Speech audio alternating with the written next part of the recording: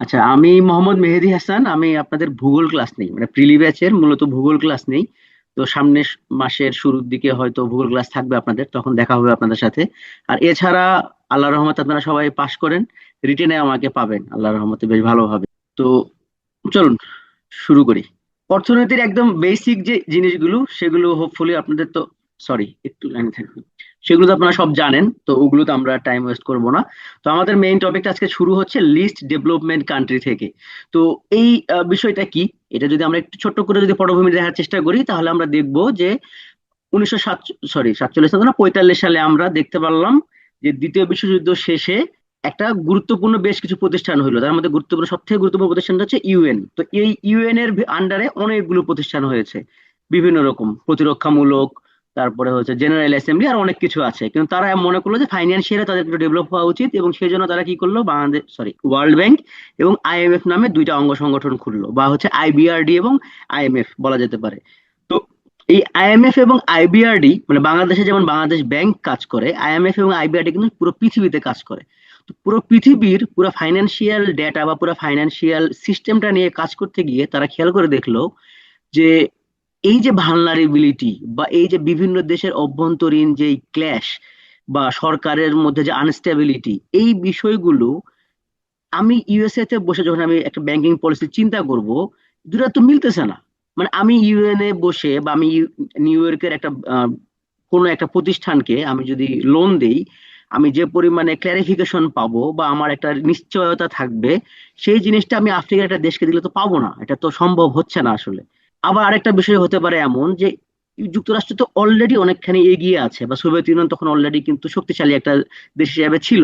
কিন্তু আফ্রিকার বেশ কিছু দেশ আছে যারা কিন্তু খুবই দরিদ্র পীড়িত। ইনফ্যাক্ট আফ্রিকার বললে ভুল হবে, আমাদের যে দক্ষিণ এশিয়ার যে দেশগুলো বা দক্ষিণ পূর্ব এশিয়া, ওই সময়টা, এটা কিন্তু সেই ধরেন যে 50 সাল পরবর্তী সময়টা, তখনও ভিয়েতনাম ওয়ার চলতেছে। আম, তারপরে হচ্ছে কম্বোডিয়া, লাওস, এগুলোর পরিস্থিতি খুবই ভয়াবহ। ইনফ্যাক্ট বাংলাদেশও যে তখন খুব ভালো অবস্থানে ছিল এমনও না। তো এই যে সামগ্রিক ভাবে দেখা গেল কি যে এই যে অর্থনৈতিক ভাবে যদি আমরা আসলে ইউএন ট্যাগ করলাম কেন, আমাদের ইউএন এর মেইন মোটোটাই তো ছিল যে পৃথিবীর মধ্যে আমরা শান্তি বিরাজ করাবো। আমাদের মেইন টার্গেট ছিল যে শান্তি যে আমরা বিরাজ করাতে চাই সারা পৃথিবীতে, সবাই সবার সাথে সম্প্রীতি রাখবে। তার জন্য আপনারা তো সবাই জানেন যে এত কষ্ট করে যে বিসিএস দিবেন বা হচ্ছে জব করবেন, জব করার মেইন উদ্দেশ্য কিন্তু মাস শেষে একটা হাসি, আপনারা তো একটা অবশ্যই একটা স্যালারিও চাইবেন। তো এইটার জন্য ইকোনমিও অনেক ইম্পর্টেন্ট একটা বিষয় হয়ে দাঁড়ায়, যে আপনার ব্যাংক অ্যাকাউন্টে বা একটা দেশের কথা যদি চিন্তা করেন, দেশের কেন্দ্রীয় ভল্টে যদি টাকা না থাকে, সেই দেশ আনস্টেবল হতে খুব বেশি সময় লাগে না। তখন ইউএন বা ওই ইন্টারন্যাশনাল ইনস্টিটিউশন গুলো চিন্তা করলো যে না, তাহলে এইভাবে আমরা এই পলিসি গুলো মেনটেন করতে পারবো না, তাহলে আমাদের কি করতে হবে, ক্যাটাগরাইজ করা উচিত। যেইখান থেকেই প্রথম 1960 সালে একটা ধারণা আসলো যে ক্যাটাগরি হবে দুইটা, একটা হচ্ছে উন্নত দেশ আর একটা হচ্ছে উন্নয়নশীল দেশ। এবং এইটা নিয়ে বেশ লম্বা সময় ধরে বিভিন্ন রকমের কথা হইলো, পেপার সাবমিশন হইলো, অ্যানালাইসিস হইলো। ফাইনালি 1971 সালে গিয়ে একটা এলডিসি তালিকা তৈরি হইলো, বা যেটাকে বলা হয় প্রথম স্বল্পোন্নত দেশের একটা তালিকা তৈরি করা হলো। এবং আমরা কিন্তু তখনও স্বাধীন হইনি, 1971 সালে আমাদের যুদ্ধ চলতেছে। তার মানে আমরা কিন্তু এলডিসি তে তখনও ঢুকিনি, হ্যাঁ। এটা একটা আপনাদের বুঝতে হবে। 71 সালে প্রথম এলডিসি কেবল শুরু হইলো, মানে এনলিস্টেড হইলো। তাহলে বাংলাদেশ কবে আসছে? বাংলাদেশ কিন্তু আরো অনেক পরে আসছে, আমরা দেখবো। তো এটা বিসিএস টাইপের একটা প্রশ্ন, যে বর্তমানে বিশ্বে এলডিসি এনলিস্টেড দেশ কয়টা। এটা হচ্ছে 44টি। এটা পিলিতে আসতে পারে যে বর্তমানে বিশ্বে স্বল্পোন্নত দেশের সংখ্যা কতটি, সেটা হচ্ছে 44টি। তো এই যে স্বল্পোন্নত দেশ থেকে যে উন্নয়নশীল দেশ হবে, এটা সুপারিশ করে কে? এটা মূলত সুপারিশ করে হচ্ছে সিপিডি নামে একটা প্রতিষ্ঠান, যাদেরকে বলা হয় কমিটি ফর ডেভেলপমেন্ট পলিসি। এটা কিন্তু পরীক্ষায় আসবে না যে কে সুপারিশ করে। এটা শুধু আপনি জানবেন যে এই সিপিডি, এইটা মূলত হচ্ছে ইকোসকের একটা সহযোগী ফোরাম। আপনারা নিশ্চয়ই ইকোসক সম্পর্কে আন্তর্জাতিক বিষয়গুলো অলরেডি পড়ে ফেলছেন। এই ইকোসকটা হচ্ছে এই যে বিশ্বের যে ইকোনমিক যে পলিসিগুলো আছে, ইউনাইটেড নেশনের আন্ডারে এই ইকোনমিক পলিসিগুলো মূলত হচ্ছে এই ইকোসকের মাধ্যমেই ডিলিং গুলো হয়।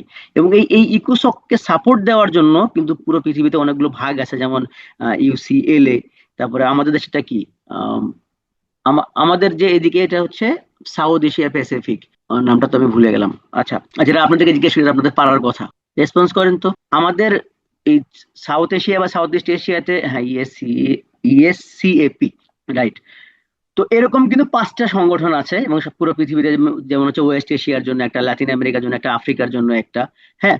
তো ওকে, থ্যাংক ইউ সবাইকে। তো এরাই মূলত হচ্ছে, এরা বিভিন্ন রকমের ক্যাটাগরির মাধ্যমে এই কাজগুলো করে। এরা যে শুধুমাত্র অর্থনীতির সাথে যুক্ত এমন কিন্তু না।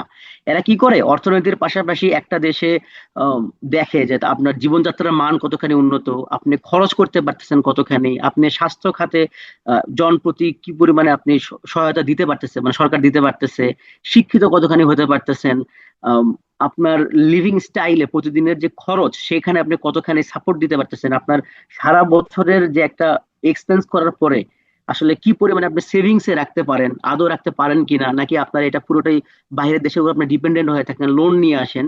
এরকম অনেকগুলো ক্যাটাগরি আসলে মেইনটেইন করেই এই কাজটা হয়ে থাকে। তো দেখেন এখানে আহ, এই এই দুটা টপিক হচ্ছে দরকার নেই। তো ভুটান সর্বশেষ হচ্ছে এলডিসি থেকে বের হয়ে আসে, কবে বের হয়? 2023 সালে। এবং এটা যেহেতু একটু পুরাতন তথ্য, এই কারণে এখানে লেখা আছে 2024 সালের সাউতোমো প্রিন্সিপে এলডিসি থেকে বের হবে। এটা আসলে হবে না। আমি এক্সাক্ট তথ্যটা কিন্তু জানি না, সরি, সরি টু সে। আপনি এটা চেক করে নিয়েন যে এরা কি আসলেই বের হয়েছে কিনা। হ্যাঁ। তবে এইটা শিওর যে ভুটান অলরেডি 23 সালে বের হয়ে গিয়েছে। তো এখন আমরা বাংলাদেশ সম্পর্কে একটু দেখবো। দেখেন, বাংলাদেশ এলডিসি তে 1975 সালে এনলিস্টেড হয়। বাংলাদেশ তার এনলিস্টেড কবে হয়, এইটা পরীক্ষায় আসার সমূহ সম্ভাবনা আছে। এবং আপনাদের যারা হচ্ছে 50 পিলি দিবেন, আপনাদের জন্য এলডিসি টা অনেক বেশি ইম্পর্টেন্ট একটা টপিক। কেন ইম্পর্টেন্ট? এই আপনারা তো জানেন যে খুব শীঘ্রই আমরা হচ্ছে এলডিসি থেকে উত্তরণের চেষ্টা করতেছি, মানে অলরেডি কিন্তু আমরা স্বীকৃতি পেয়ে গেছি। অফিসিয়ালি আমরা 1976, সরি, 2026 সালে আমরা বের হব। তো এই কারণে এইটা নিয়ে কিন্তু অনেক বেশি কথা হচ্ছে। যেমন বর্তমানে আপনাদেরকে এখানে আমি দুইটা লাইন বলে রাখি, বর্তমান সময়ে আমাদের দেশের যে প্রিন্স বা যিনি এখন লন্ডনে বসবাস করতেছেন, তিনি কিন্তু অলরেডি একটা মেসেজ দিয়ে ফেলছেন যে এলডিসি থেকে বাংলাদেশ যে 2026 সালে বের হবে, এইটা একটা অনেকটা বিগত সরকারের একটা স্ক্যাম টাইপের বিষয় ছিল। হ্যাঁ, বাংলাদেশের উন্নতি হয়েছে, এটা ঠিক আছে, কিন্তু বাংলাদেশ যদি এই মুহূর্তে এলডিসি থেকে বের হয়ে আসে, তাহলে বাংলাদেশ অনেক ভালনারেবল হয়ে যাবে। এটা অনেক লম্বা টপিক, রিটেনের টপিক, আমরা সেদিকে যাব না। বাট এই কারণে একটা বড় ক্রাইসিস আমাদের এই আগামী নির্বাচনে আমরা দেখতে পাবো। কারণ নির্বাচনে কে ক্ষমতায় আসবে তার উপর ডিপেন্ড করে, যদি আসলেই এমন হয় যে এমন একটা দল ক্ষমতায় আসলো, তারা আসলেই চেষ্টা করলো যে এলডিসি থেকে আরো সময় নিবে, যে 26 সালে না, তারা আরো 3 বছর বা 4 বছর পরে এলডিসি থেকে বের হতে চায়, তাহলে কিন্তু আবার পিছিয়ে যাব আমরা। বাট তার বা সেই রাজনৈতিক দলের কিন্তু কনসেপ্ট অনেক স্ট্রং। আমি নিজেও এটাকে সাপোর্ট করি যে, কারণ বাংলাদেশের বর্তমান যে অর্থনৈতিক ভালনারেবিলিটি, প্রায় কয়েক লাখ ডলার, সরি, লাখ কোটি ডলার যে বের হয়ে গেছে বাংলাদেশ থেকে, এই মুহূর্তে বাংলাদেশ যদি এলডিসি থেকে উত্তরণ হয়, বাংলাদেশ ক্যাপাবলই হতে পারবে না, অনেক কিছু হারিয়ে ফেলবে। সো ওটাও ঠিক আছে, কিন্তু এইদিকে আমাদের বর্তমান যে সরকার রয়েছে, ডক্টর মোহাম্মদ ইউনূস, উনি আবার বলতেছে যে আমাদেরকে পুরো পৃথিবী বলতেছে যে তোমরা উন্নত হয়ে গেছো, আমি যদি জোর করে যদি দরিদ্র থাকতে চাই, তার মানে আমাদের যে একটা ইমেজ ছিল, আমাদের কিন্তু ইমেজটা নষ্ট হয়ে যাবে পৃথিবীর কাছে। তখন আমরা বিভিন্ন উন্নত যে সেবাগুলোর কথা আমরা চিন্তা করতেছিলাম, যে পাবলিক ইমেজের পাশাপাশি যখন আমরা যে ডিল করব, গ্রেট ডিল গুলোতে গিয়ে আমরা কিন্তু একটু দুর্বল হয়ে যাব। তো এই কারণে আমাদের পাবলিক ইমেজের জায়গা থেকে চিন্তা করলে আমাদের অবশ্যই এলডিসি থেকে বের হয়ে আসা উচিত। কিন্তু পেটে ভাত জরুরি নাকি হচ্ছে আমি বের হয়ে আসাটা, মানে ইমেজ ক্রিয়েট করা বেশি জরুরি, এটা নিয়ে একটা কোশ্চেন থেকে যাচ্ছে, যে এটা আমরা সামনে নির্বাচনের এর প্রতিফলন দেখতে পাবো। তো যাই হোক, আমরা বিসিএস ক্যান্ডিডেট হিসেবে এইটা যেহেতু এখন খুব বেশি একটা হট টপিক, এটা আমরা একটু বেশি সময় দিয়ে পড়বো এই বিষয়টা। হ্যাঁ। তো দেখেন, 76 সালে একুশ সহকারী সুপারিশের মাধ্যমে এলডিসির তালিকায় বাংলাদেশের নাম গৃহীত হয়। তাহলে রিপোর্টে আমরা অন্তর্ভুক্ত হলাম কবে? 75 সালে। তাহলে পরীক্ষায় যদি আসে এইটাই কিন্তু হবে। হ্যাঁ, পরীক্ষায় আমরা কিন্তু রিপোর্টে ইনক্লুড হয়েছি কবে? 75 সালেই। তার মানে পরীক্ষায় আসলে অ্যান্সার আপনারা 75ই দিবেন। চূড়ান্ত ভাবে তালিকায় নাম গৃহীত হয় 76 সালে। তো এইটা যদি এমন ভাবে আসে আর কি, যে চূড়ান্ত ভাবে গৃহীত হয়, এই ধরনের টার্ম লেখা থাকলে আপনি 76 দিতে পারেন, বাট অ্যান্সারটা 75ই। এইটা আর এখন অবসোলেট, এই তথ্যটা দরকার নেই। তারপরে 2018 সালে বাংলাদেশ সর্বনিম্ন দেশ থেকে উন্নয়নশীল দেশে উন্নীত হওয়ার প্রাথমিক যোগ্যতা অর্জন করে। মানে এই যে এলডিসির যে 3টা ক্যাটাগরি ছিল, যে হিউম্যান ডেভেলপমেন্ট ইন্ডেক্স, তারপরে হচ্ছে জিএনআই মানে গ্রোস ন্যাশনাল ইকোনমিক, আরেকটা কি ছিল জানো, দারিদ্র্যের হার, এই 3টা জায়গা থেকে বাংলাদেশ প্রথম এলডিসি থেকে বের হওয়ার মতো একটা অবস্থানে যায় 2018 সালে। এবং তারপরেই তারা হচ্ছে অ্যাপ্লাই করে যে এলডিসি থেকে তারা উত্তরণ হতে চায়, মানে গ্রাজুয়েশন হতে, এটাকে বলা হয় গ্রাজুয়েশন লাভ করা, গ্রাজুয়েশন নিতে চায়। এবং তার জন্য তারা অ্যাপ্লাই করলে ফাইনালি এইটা তাদেরকে স্বীকৃতি দেওয়া হয় যে ঠিক আছে, নর্মালি এটা 3 থেকে 5 বছর একটা ভেরিফিকেশন টাইম লাগে, যে এই সময়টাতে তাদেরকে অ্যানালাইসিস করা হয় সেই দেশের সবকিছুকে আবার নতুন করে প্রপারলি অ্যানালাইসিস করা যায় আদৌ তারা পারবে কিনা। এবং সেই হিসেবে বাংলাদেশকে 2026 সালের নভেম্বর মাস টাইম দেওয়া হয়েছে, যে এই সময়ের মধ্যে বাংলাদেশ এলডিসি থেকে বের হয়ে আসবে। তবে এলডিসি থেকে বের হয়ে আসলে আসলে কি হবে, বাংলাদেশ অনেকগুলো প্রবলেম ফেস করবে। যেমন এলডিসি হওয়ার কারণে বাংলাদেশ বেশ কিছু দেশে শুল্ক মুক্ত সুবিধা পায়, যেটাকে আমরা জিএসপি বলি, জেনারেলাইজ স্পেশালাইজড প্রিফারেন্স। এছাড়াও হচ্ছে জিএসপি প্লাস এসছে, তারপরে অনেক সময় সাপটা সাপটা অনেক রকম যেই ট্যারিফ বা হচ্ছে শুল্কের যেই ছাড়টা ছিল, এই ছাড়টা কিন্তু আমরা আর পাবো না তখন। ইনফ্যাক্ট আমরা অলরেডি জানি যে ইউএসএ তে কিন্তু আমরা এখনো শুল্ক মুক্ত পাচ্ছি না, আমাদেরকে শুল্ক দিতে হচ্ছে। বাট ইউর যে মার্কেটটা, এখানে কিন্তু আমরা এখনো শুল্ক মুক্ত সুবিধা পাচ্ছি। বাট এইটাও 2029 সালে কিন্তু বন্ধ হয়ে যাবে। সেক্ষেত্রে একটা জিএসপি প্লাস একটা আসবে, বাট খুব একটা বেশি আমরা লাভবান হতে পারবো না। এবং ধারণা করা হয় যে এখানে প্রায় 5 থেকে 7 বিলিয়ন ডলারের মতো একটা মার্কেট বাংলাদেশ হারাবে। জাস্ট ইমাজিন করেন যে বাংলাদেশের এই মুহূর্তে যদি আমরা ফরেন মার্কেটের কথা চিন্তা করি, যেমন এই বছর, আচ্ছা আপনাদেরকে একটু জিজ্ঞাসা করি, 2024 সালে আমরা টোটাল কি পরিমাণে বাইরের দেশে প্রোডাক্ট পাঠিয়েছি, কি পরিমাণ? Only 18 billion? কি বলেন? 18 বিলিয়ন তো 25 সালে আমরা পাঠালাম। 39? এত কম? এই তো ফাইনালি একটা পাইলাম তথ্য। 59 আমাদের টার্গেট, তবে হয়ে যাবে ইনশাল্লাহ এবার। আচ্ছা, এটা কন্টিনিউয়াস একটা প্রসেস তো, মানে চলতেছে পুরোপুরি। ওকে, এই দুটো লাগবে না, এগুলো সবই বিগত সরকারের প্ল্যান ছিল, এগুলো এখন আর দরকার নেই, আপনারা স্কিপ করবেন। তো এই এই ইস্যুগুলোর কারণে এলডিসি হচ্ছে একটা গুরুত্বপূর্ণ টপিক আমাদের জন্য। তো দেখেন এখানে এলডিসি থেকে উত্তরণের যে মানদণ্ডটা প্রত্যেকের জন্য, যেটা মানে সব দেশের জন্য এটা হচ্ছে ফিক্সড ব্যাপার, সেটা হচ্ছে যে জিএনআই বা গ্রস পার ইনকাম যেটা বলা হয়, বা গ্রস ন্যাশনাল ইনকাম যেটা বলা হয়, এইটা হচ্ছে $1222 চেয়ে বেশি থাকতে হয়। হিউম্যান অ্যাসেট ইন্ডেক্স বা হচ্ছে এটাকে মানব উন্নয়ন সূচক বলা হয়, এটা 66 থেকে বেশি থাকতে হয়। আর ইকোনমিক ভালনারেবিলিটি ইন্ডেক্স মানে হচ্ছে অর্থনৈতিক ভঙ্গুরতা যেটাকে বলে, এটা 32-এর চেয়ে কম থাকতে হয়। তো আমাকে একটু একটা একটা করে বলবেন, এই মুহূর্তে আমাদের জিএনআই কত? 2820 তো প্রসপেক্টেড। 2820 কি আমরা অর্জন করে ফেলছি? 2820 হচ্ছে আমাদের প্রসপেক্টেড। 2671 কি জিডিপি না নাকি জিএনআই? আপনারা কি গুলিয়ে ফেলতেছেন সামহাও? 2671 হচ্ছে জিডিপি। জিএনআই কত? আমার যতদূর মনে পড়তেছে 2664 ছিল, সরি, মানে 2024 সালের হিসাবে 2664 ছিল, হ্যাঁ লাস্ট। এখন এর পরের খবর আমি আর জানি না। আর আপনার যেটা 2820 বলতেছেন, এটা ছিল হচ্ছে প্রসপেক্টেড, মানে এটা গত বছরের তথ্য। এখন এইবারে তো অলরেডি অর্থনৈতিক সমীক্ষা চলে আসছে, কারণ সেই হিসাবে এটা কিন্তু চেঞ্জ হয়ে যাবে। হ্যাঁ, তো আমাদের সেইটা মেইনলি হচ্ছে বোঝার দরকার নেই, আমাদের দরকার হচ্ছে দেখেন, হ্যাঁ 1820 হচ্ছে 25 সালের। আমরা কিন্তু অলরেডি 1222 থেকে কিন্তু ক্রস করে ফেলছি, 1222 থেকে কিন্তু ক্রস করে ফেলছি। এখন HAI, এটা যদি আমরা দেখি, তাহলে দেখেন মানে হিউম্যান অ্যাসেট ইন্ডেক্স বা হচ্ছে মানব উন্নয়ন সূচক বলা হয় এটাকে। মানব উন্নয়ন সূচকে আমাদের ভ্যালুটা এই মুহূর্তে কত? সরি, বলেন তো, মানব উন্নয়ন সূচকে আমাদের ভ্যালু কত? আমি 24-এর ডাটাগুলো আমার মনে আছে, এটা হচ্ছে 77%, 77 পয়েন্ট সামথিং কিছু আছে। কিন্তু এটা কিন্তু এখন 77%, এই 171 না, 77%।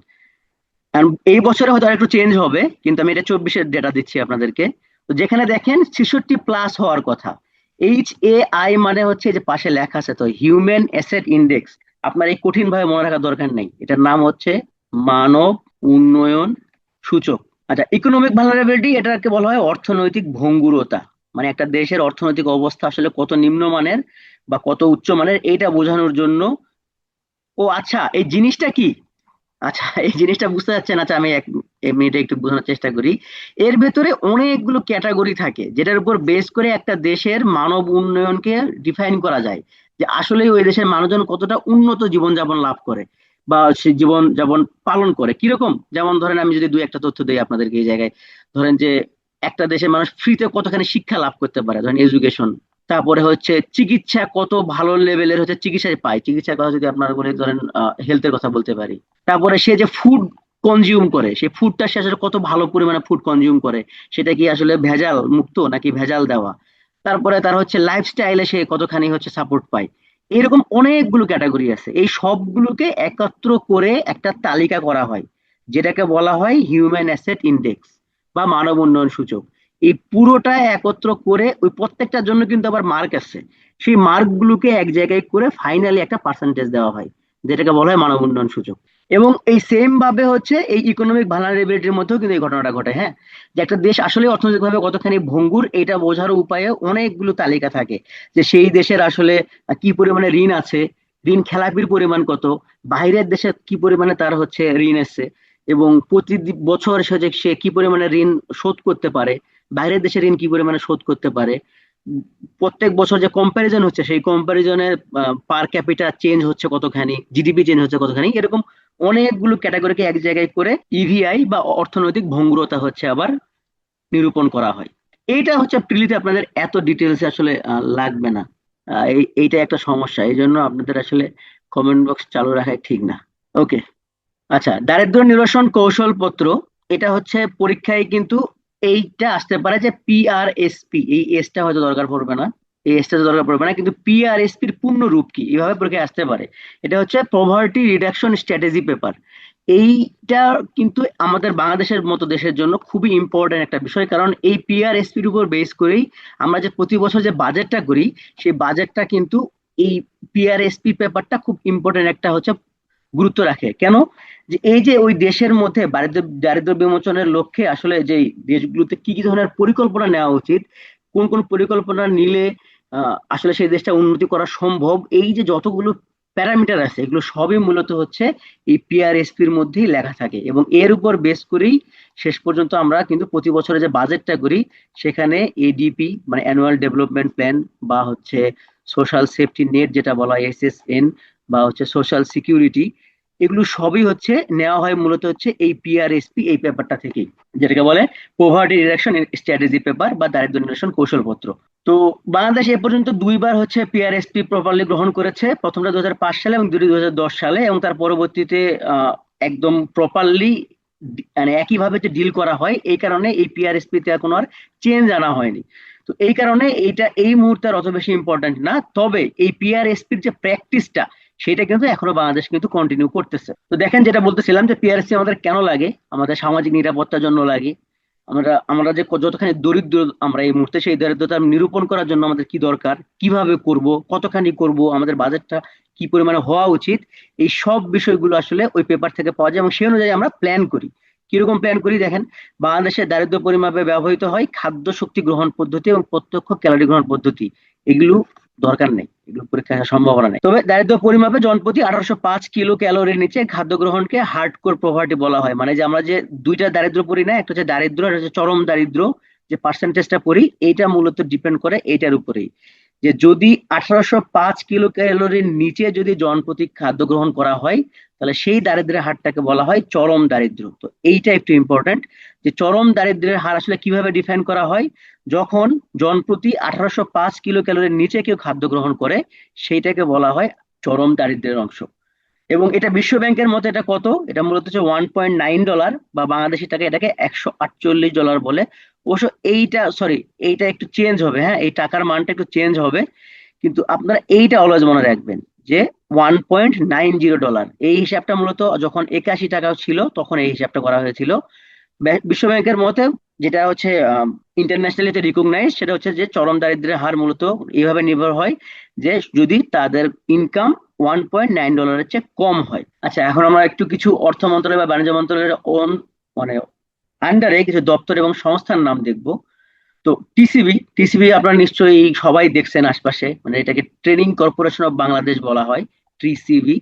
তো এগুলো বেশিরভাগ আপনাদের আশপাশে যদি আপনারা খেয়াল করেন দেখবেন যে ট্রাকে করে হচ্ছে মানুষজনকে কম দামে খাবার দেওয়া হয়, চাল থেকে শুরু করে আহ, তেল, মানে একদম বেসিক যে নিড গুলো, চিনি, ময়দা, আটা, তেল, চাল, সাবান, এই একদম বেসিক নিড গুলো, এগুলো হচ্ছে মূলত এই টিসিবি যে প্রতিষ্ঠানটা আছে তারা দরিদ্র যে গ্রুপটা আছে তাদের কাছে হচ্ছে বিক্রি করে থাকে, এটা কিন্তু ফ্রিতে দেওয়া হয় না। তো এটা কেন দরকার হয়, দেখেন, এটা হচ্ছে বাণিজ্য মন্ত্রণালয়ের অভ্যন্তরে একটা শাখা। এরা মূলত কি করে, যে যখন মানে কি হয় যে বাংলাদেশের সমস্ত প্রোডাক্টের দাম কিন্তু সারা বছর সেম থাকে না, বিভিন্ন সময় কিন্তু দাম ওঠানামা করে।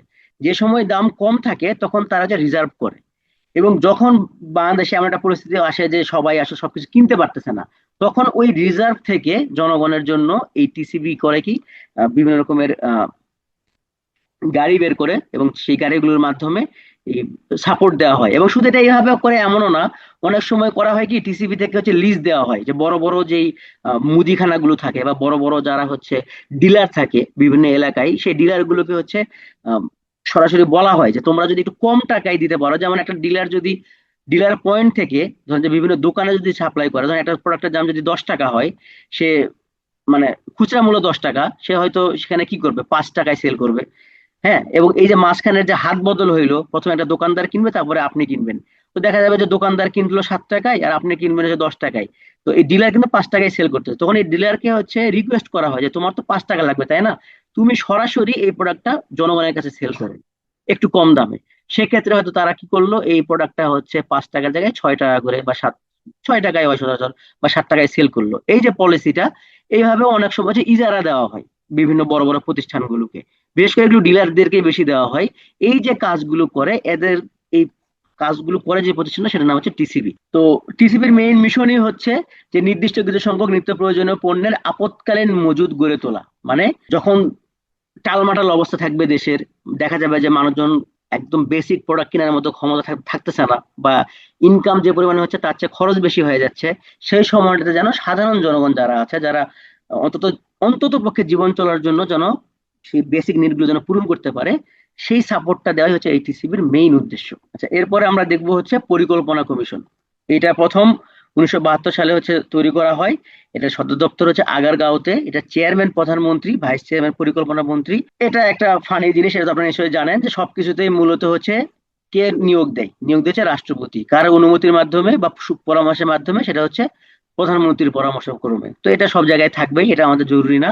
জরুরি এখানে একটা তথ্য, সেটা হচ্ছে যে এটা সদর দপ্তর কোথায়, সদর দপ্তর হচ্ছে ঢাকার আগারগাঁওয়ে। এরপরে যেটা গুরুত্বপূর্ণ সেটা হচ্ছে পরিকল্পনা কমিশনের চেয়ারম্যানকে, পরিকল্পনা কমিশনের চেয়ারম্যান হচ্ছে প্রধানমন্ত্রী। তবে প্রধানমন্ত্রী বেশিরভাগ সময়ই এই যে প্রোগ্রামটা হয় এখানে উপস্থিত থাকতে পারে না, কারণ প্রধানমন্ত্রী মানে কি, সে যত মন্ত্রণালয় আছে সবগুলো মন্ত্রণালয়ের প্রধান। সুতরাং তার কিন্তু আরো অনেক কাজ থাকে, আবার বাইরের দেশে মিশন থাকে, বিভিন্ন প্রোগ্রাম অ্যাটেন্ড করতে হয়। তো এই কারণে একজন ভাইস চেয়ারম্যান রাখা হয়, যার নাম যে হচ্ছে পরিকল্পনা মন্ত্রী।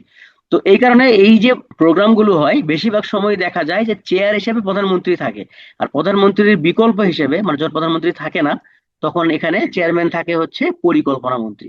আচ্ছা, একনেক। একনেকের আগে এখানে তাহলে আমরা একটু দেখি NEC. NEC, national economic committee. হ্যাঁ, ন্যাশনাল ইকোনমিক কমিটি। আচ্ছা, এখানেই দেখি, এখানে যত দেওয়াই আছে দেখেন, ন্যাশনাল ইকোনমিক কমিটির আবার হচ্ছে খুব প্রাইম একটা গ্রুপ হচ্ছে একনেক বলা হয়, বা executive committee of national economic committee. তো এটারও সভাপতি বা চেয়ারপারসন হচ্ছে প্রধানমন্ত্রী, বাট তার বিকল্প হিসেবে মূলত এখানে অর্থ মন্ত্রণালয়ের যিনি মন্ত্রী থাকেন তিনিই হচ্ছে এখানে চেয়ারম্যান থাকেন, এবং বেশিরভাগ ক্ষেত্রেই মূলত হচ্ছে এই অর্থমন্ত্রী যিনি, তিনিই হচ্ছে একনেকের সভাপতি হন। খুব সিভিয়ার কোনো বড় বড় প্রোগ্রাম গুলোতে সচরাচর প্রধানমন্ত্রীকে ইনভলভ হতে দেখা যায়, এছাড়া প্রধানমন্ত্রী সরাসরি খুব বেশি এখানে ইনভলভ হয় না। এখন এখানে আপনাদের জানতে হবে কি, এটা খুব মানে এইখানেই লাগবে ব্যাপারটা এমন না, নিয়ার অ্যাবাউট 50 কোটি টাকা, 50 ক্রোর লিখলাম আমি, 50 কোটি টাকার মতো যদি কোন একটা প্রজেক্টে যদি ফান্ডিং করতে হয়, সেইটা এনইসি করতে পারে। হ্যাঁ, ন্যাশনাল ইকোনমিক যে কমিটি আছে এই কমিটিরই এই ধরনের একটা লিমিটেশন দেওয়া আছে, যে তারা 50 কোটি টাকার যদি কোনো প্রজেক্ট হয় তারা ইজিলি এক্সিকিউট করে ফেলতে পারবে, এটার জন্য প্রধানমন্ত্রীর কোনো সুপারিশ বা প্রধানমন্ত্রীকে ইনভলভ করতে হবে না। হাইয়েস্ট হয়তো ডকুমেন্টেশন পাঠাতে হবে, সেখানে সাইন লাগবে, কিন্তু সেই কমিটিতে বা সেই প্রোগ্রামে প্রধানমন্ত্রী থাকাটা জরুরি না।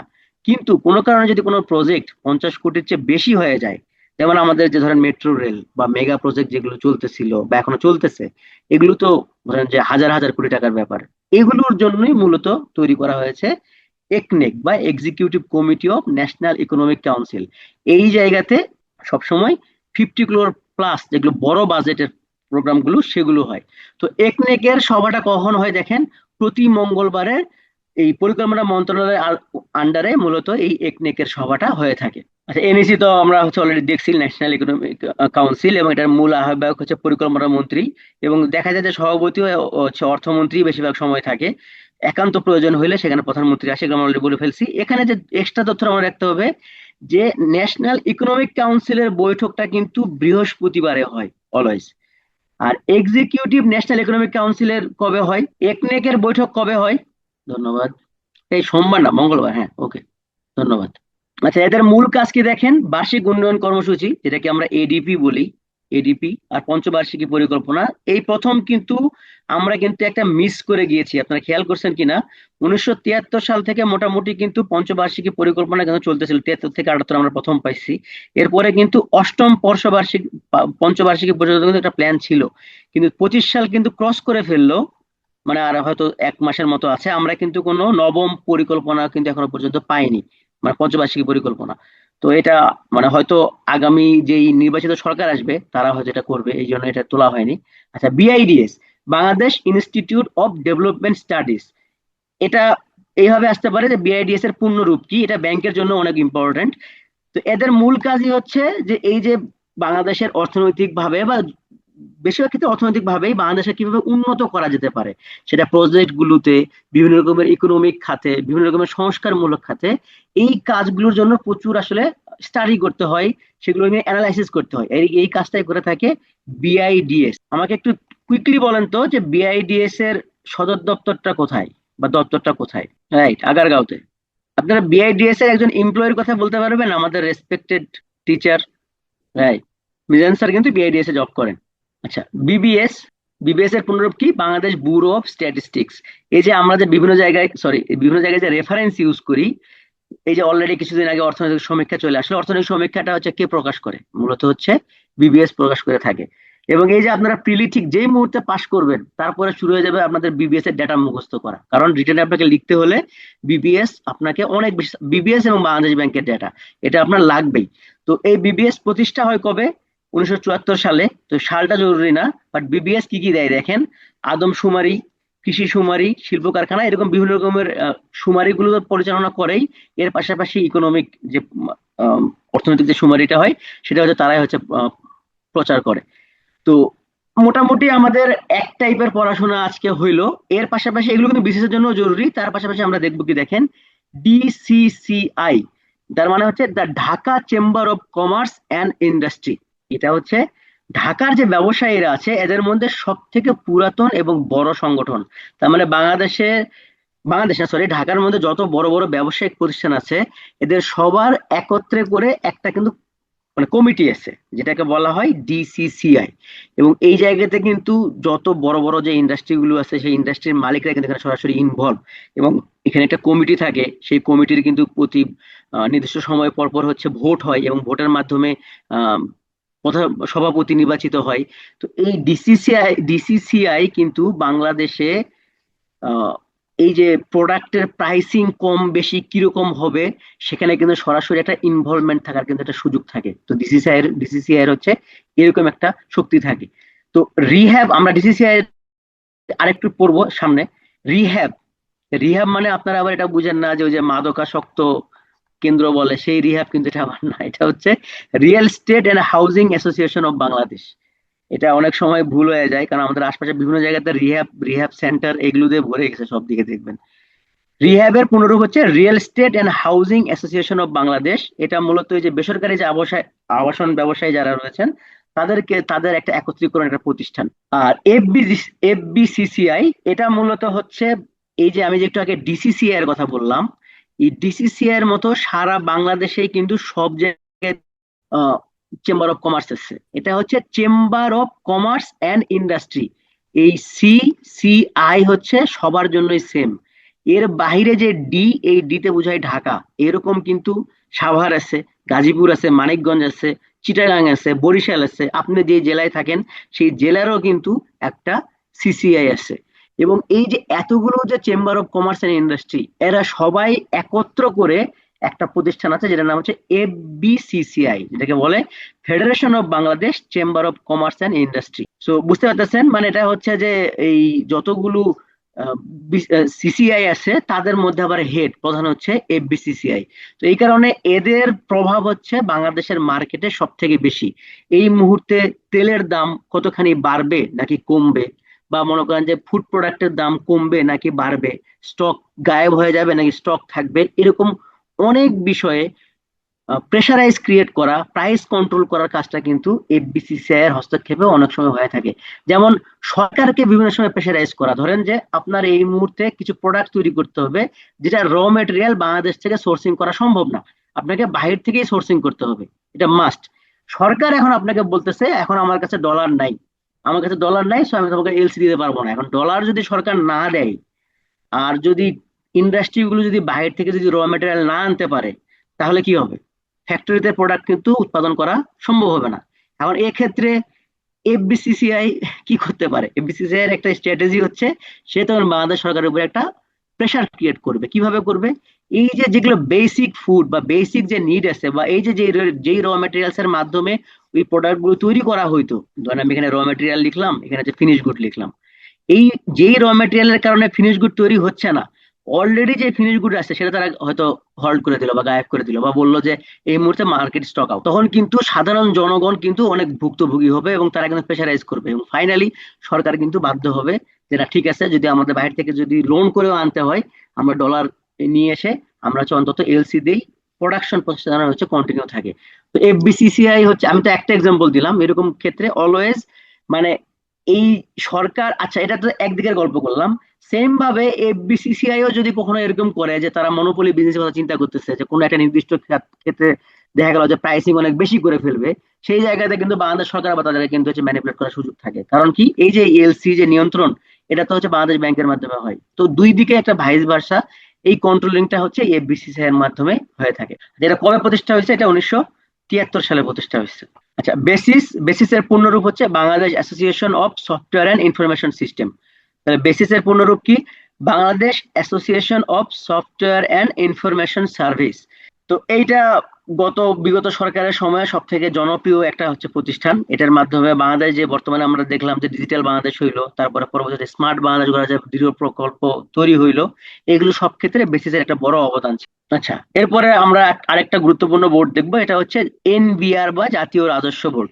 এটা কবে প্রতিষ্ঠা হয় দেখেন? 1972 সালে। তাহলে এনবিআর কবে প্রতিষ্ঠা হয়? 1972 সালে। তো এই বোর্ডের প্রধান নির্বাহীকে, এই বোর্ডের যে নির্বাহী প্রধান, তাকে চেয়ারম্যান হিসেবে ডাকা হয়। চেয়ারম্যানটা হয় কে? এটা হচ্ছে নিয়ম অনুযায়ী এই চেয়ারম্যান হবেন অলওয়েজই অভ্যন্তরীণ সম্পদ বিভাগের যিনি সচিব থাকবেন, সেই সচিবই হচ্ছে পদাধিকার বলে এনবিআর এর চেয়ারম্যান হবে। তো এই যে অভ্যন্তরীণ সম্পদ বিভাগ, এইটা মূলত হচ্ছে কার আন্ডারে পড়ে? দেখেন, অর্থ মন্ত্রণালয়। অর্থ মন্ত্রণালয়ের অধীনে চারটা হচ্ছে আলাদা আলাদা বিভাগ আছে, যেমন অর্থ বিভাগ আছে, অভ্যন্তরীণ সম্পদ বিভাগ আছে, অর্থ পরিকল্পনা বিভাগ আছে। তার মধ্যে একটা বিভাগ হচ্ছে অভ্যন্তরীণ সম্পদ বিভাগ। সেই অভ্যন্তরীণ সম্পদ বিভাগের যে সচিব হবেন, উনি তার পদাধিকার বলে এই এনবিআর এর চেয়ারম্যান হবেন। তাহলে এনবিআর এর যিনি প্রধান, তার নাম কি? এনবিআর এর প্রধানের মানে পদের নাম হচ্ছে চেয়ারম্যান, এবং এই চেয়ারম্যান অলওয়েজ কে হবেন? অভ্যন্তরীণ সম্পদ বিভাগের যিনি সচিব তিনি হবেন। তো রিসেন্টলি আপনারা একটা পলিসি শুনছেন কিনা যে এনবিআর কিন্তু দুই ভাগে ভাগ করে দেওয়া হয়েছে। যে দুই ভাগে ভাগ করার মধ্যে একটা গ্রুপকে দেওয়া হয়েছে যারা মূলত হচ্ছে অডিট করবে, আর একটা গ্রুপ যারা হচ্ছে মূলত রেভিনিউ বা হচ্ছে এই যে ট্যাক্স বা আরো যে যে শুল্ক, কাস্টম ডিউটি, এগুলো হচ্ছে তারা কালেক্ট করবে। তো এতদিন পর্যন্ত কি ছিল যে এনবিআর হচ্ছে পুরোটা হচ্ছে এই দুটা যে গ্রুপ আছে, দুইটা গ্রুপ পুরোটাই হচ্ছে এনবিআর একক হাতে করতো। একক হাতে করলে কি সমস্যাটা হইতো? যে যে ট্যাক্স তোলে সেই আবার প্ল্যানও করে দেয়। এতে করে কি হয়, ধরেন যে আপনার লজিক্যালি আপনার আসলে 2 টাকা ট্যাক্স দেওয়া উচিত ছিল, কিন্তু এনবিআর যদি মনে করে আপনার কাছ থেকে 10 টাকা নেবে, তারা সেটা পারতো। ভ্যালিডিটির ব্যবস্থাটা ছিল না, যার ফলে অনেক সময় হয়রানির স্কোপও দেখা যেত। এখন এই কারণে এনবিআর এই ধরনের একটা সংস্কার আনার ব্যবস্থা করা হয়েছিল, যে একটা গ্রুপ থাকবে অডিট, একটা গ্রুপ থাকবে যারা হচ্ছে কালেক্ট করবে। তো এই যে কালেক্ট করার সময় কেউ যদি উল্টাপাল্টা এই কাজগুলো করে, যে 2 টাকা জায়গায় 10 টাকা নিল বা 2 টাকা জায়গায় 20 টাকা নিল, এটা যেন করতে না পারে তার জন্য একটা গ্রুপ থাকবে আলাদা, সেটা হচ্ছে অডিট। এই অডিটররা অডিট করে এটা আবার সেটাকে মানে জাস্টিফাইড করবে। যদিও দুই গ্রুপের মধ্যে বিশাল গন্ডগোল হয়ে এখন এটা কিন্তু হোল্ড হয়ে আছে, এটা পরে আর কাজ হয় নাই। আচ্ছা, এই ডেট গুলো একটু লাগবে। হ্যাঁ, সো এই স্লাইডটা খুবই ইম্পর্টেন্ট, এই ডেট গুলো খুবই জরুরি। জাতীয় কর দিবস। জাতীয় কর দিবস কবে? 30শে অক্টোবর। তাহলে কর দিবস একটা, আবার আয়কর দিবস একটা কেন হইলো? যত রকমের কর আছে সবগুলোকে একত্রে জাতীয় কর দিবস বলা হয়। তো জাতীয় কর দিবস হচ্ছে 30শে অক্টোবর। আর জাতীয় আয়কর দিবস, মানে আপনি এটা ইংলিশে মনে রাখতে পারলে সব থেকে ভালো হয়, যে ইনকাম ট্যাক্স ডে। এটা কবে? এটা হচ্ছে 30শে নভেম্বর। আর ভ্যাট ডে বলা হয় হচ্ছে 10 ডিসেম্বরকে। আচ্ছা, টিন টিন নাম্বার হচ্ছে এই টিনের পুনরূপ হচ্ছে ট্যাক্স পেয়ার আইডেন্টিফিকেশন নাম্বার। যে নিচে লেখা আছে দেখেন, টিন মানে হচ্ছে ট্যাক্স পেয়ার্স আইডেন্টিফিকেশন নাম্বার, আর ইতে হচ্ছে ইলেকট্রনিক। সো ই টিন মানে হচ্ছে electronic tax payer identification number. তো এইটা হচ্ছে কয় ডিজিটের হয়, এটা কিন্তু ব্যাংকের পরীক্ষায় অনেক আসে যে ইটিনের কয় ডিজিট হয়। এটা হচ্ছে 12 ডিজিটের একটা সংখ্যা। এবং আপনারা যে এই যে পড়াশোনা করতেছেন, নিশ্চয়ই এটা জব পাবেন ইনশাল্লাহ। আপনি জব করেন, বিজনেস করেন, যেটাই করেন, আপনার কিন্তু টিন মাস্ট। এবং আমি শিওর অনেকের অলরেডি কিন্তু টিন আছে। ধরেন একটা জমি কিনতে যাবেন অথবা একটা ব্যাংক থেকে লোন নিবেন, আপনি যেটাই করতে যান না কেন আপনার টিন কিন্তু লাগবেই। এবং এটা অনলাইনেই করে ফেলা যায়, এটার জন্য কোনো হ্যাসেল নাই, আপনি ঘরে বসে এখনই চাইলে করে ফেলতে পারবেন। এবং এই টিনের মাধ্যমে বাংলাদেশ সরকার এই মুহূর্তে প্রায় 31 ধরনের কাজের জন্য মাস্ট করে দিয়েছে। মানে আপনি যদি সার্ভিস নিতে চান তাহলে অবশ্যই আপনার একটা টিন থাকতে হবে। তো এটা চালু হয় কবে থেকে দেখেন, 2013 সাল থেকে। তাহলে আসতে পারে যে এই টিন চালু হয় কবে থেকে, 2013 সাল থেকে। টিনের সংখ্যা কয়টা? 12 ডিজিটের সংখ্যা হয়। এবং এর পূর্ণরূপ কি? ইটিন বলতে electronic tax payer identification number. Okay, same ভাবে বিন নাম্বার একটা থাকে যেটাকে বলা হয় বিজনেস আইডেন্টিফিকেশন নাম্বার। এইটা কি? যেটা হচ্ছে টিন নাম্বার, এটা সবার জন্য বাধ্যতামূলক। মানে আমার জন্য আমি চাকরি করি, আমার জন্য লাগবে, যে ব্যবসা করে তার জন্য লাগবে, যে ঘরে বসে থাকে হোম মেকার তার জন্য লাগবে, যে কৃষি কাজ করে তার জন্যও লাগবে, সবার জন্যই টিন লাগবে। বিন নাম্বারটা শুধুমাত্র যারা বিজনেস করে, সেটা একটা মুদিখানা হতে পারে, একটা বড় গ্রোসারি হতে পারে, বা হচ্ছে ধরেন একটা ই কমার্স হতে পারে, শপিং মল হতে পারে, যে কোনো কিছু হতে পারে। কিন্তু যদি কেউ বিজনেস করে থাকে তার জন্য বিন নাম্বারটা লাগবে। এবং বিন নাম্বার সচরাচর 13 ডিজিটের হয়। তো এটাকে বাংলায় বলে কি দেখেন, 13 ডিজিটের মূসক নিবন্ধন নাম্বার। তো এইভাবে তো আর আসবে না, পরীক্ষায় আসলে এটাই আসবে যে বিন এর পূর্ণরূপ কি, বিজনেস আইডেন্টিফিকেশন নাম্বার, বা হচ্ছে বিন নাম্বার। আর ই বিন মানে স্বাভাবিক, ইতে electronics, electronic business identification number. আচ্ছা, এই যে আমরা যে একটু আগে বলে আসলাম যে দুইটা ভাগে ভাগ করার কথা বলেছিলাম, তো দেখেন অলরেডি এখন কিভাবে কাজটা করে দেখেন। সিজিএ বলা হয় এটাকে সংক্ষেপে, যে controller general of accounts of Bangladesh. এই সিজিএ মূলত কি কাজ করে থাকে? এই যে আপনারা যে জব পাবেন, আপনাদেরকে যে বেতন দেওয়া হবে, এই সরকারি যত কর্মচারী বা যারা যারা আছে, এই সমস্ত বেতন ভাতা থেকে শুরু করে আপনাদের যে পেনশন, তারপরে হচ্ছে বিভিন্ন সময়ে যে ছুটি ছাটা কাটালে যে আপনারা যে এক্সট্রা টাকা পাবেন, তারপরে হচ্ছে বোনাস দেওয়া হয়, এই সব কিছুই হচ্ছে মূলত এই সিজিএ থেকেই আসে। আপনার অ্যাকাউন্টে যে টাকাটা ঢুকবে আপনি যখন চাকরি করবেন, এই টাকাটা মূলত পাঠাবে কে? সিজিএ। আপনি প্রতি মাসে, বিশেষ করে এটা দেখা যায় যে 22 থেকে 25 তারিখের মধ্যে, আপনি কতদিন আসলে জয়েনিং এ ছিলেন, আপনার কোনো ইস্যু ছিল কিনা, এই ধরনের একটা ডেটা আপনার প্রতিষ্ঠান থেকে এই সিজিএ তে পাঠানো হয়। তখন সিজিএ এটা চেক টেক করে আপনার অ্যাকাউন্টের এগেনস্টে টাকা পাঠায় দেয়, যে এটা আবার আপনার অ্যাকাউন্টে ঢুকে যায়, যেটাকে বলা হয় আইবাস, আইবাস সিস্টেম। হ্যাঁ, যার ফলে আগে কিন্তু কি কি হতো বলেন তো, সরাসরি দেখা যেত যে সোনালী ব্যাংকে গিয়ে টাকা তুলে আনতে হতো। এখন ওই হ্যাসেলটা থেকে বাংলাদেশ বের হয়ে আসছে, এখন বাংলাদেশ স্মার্ট হয়ে গেছে। এখন সরাসরি আইবাসের মাধ্যমে আপনার অ্যাকাউন্টে ডাইরেক্ট টাকা ঢুকে যায়। আচ্ছা, আর comptroller and auditor general of Bangladesh, এইটা কি? এটা হচ্ছে এই যে সিজি এর যে কাজ যারা করতেছে, তাদের আবার অডিট করার প্রয়োজন হয় যে আদৌ কাজগুলো ঠিক মতো হচ্ছে কিনা। তো এই কারণে এই প্রতিষ্ঠানটা কিন্তু সাংবিধানিক প্রতিষ্ঠান এবং সম্পূর্ণ স্বাধীন। তারা এই যে বাংলাদেশের যত অর্থ বিভাগ আছে এবং অন্যান্য যত বিভাগ আছে, যে জায়গাতে মানে বাংলাদেশের যত প্রতিষ্ঠান আছে যারা বাংলাদেশ সরকারের কাছ থেকে টাকা নিয়ে খরচ করে, সমস্ত প্রতিষ্ঠানকে তারা অডিট করে। তাহলে কি কি প্রতিষ্ঠান হতে পারে?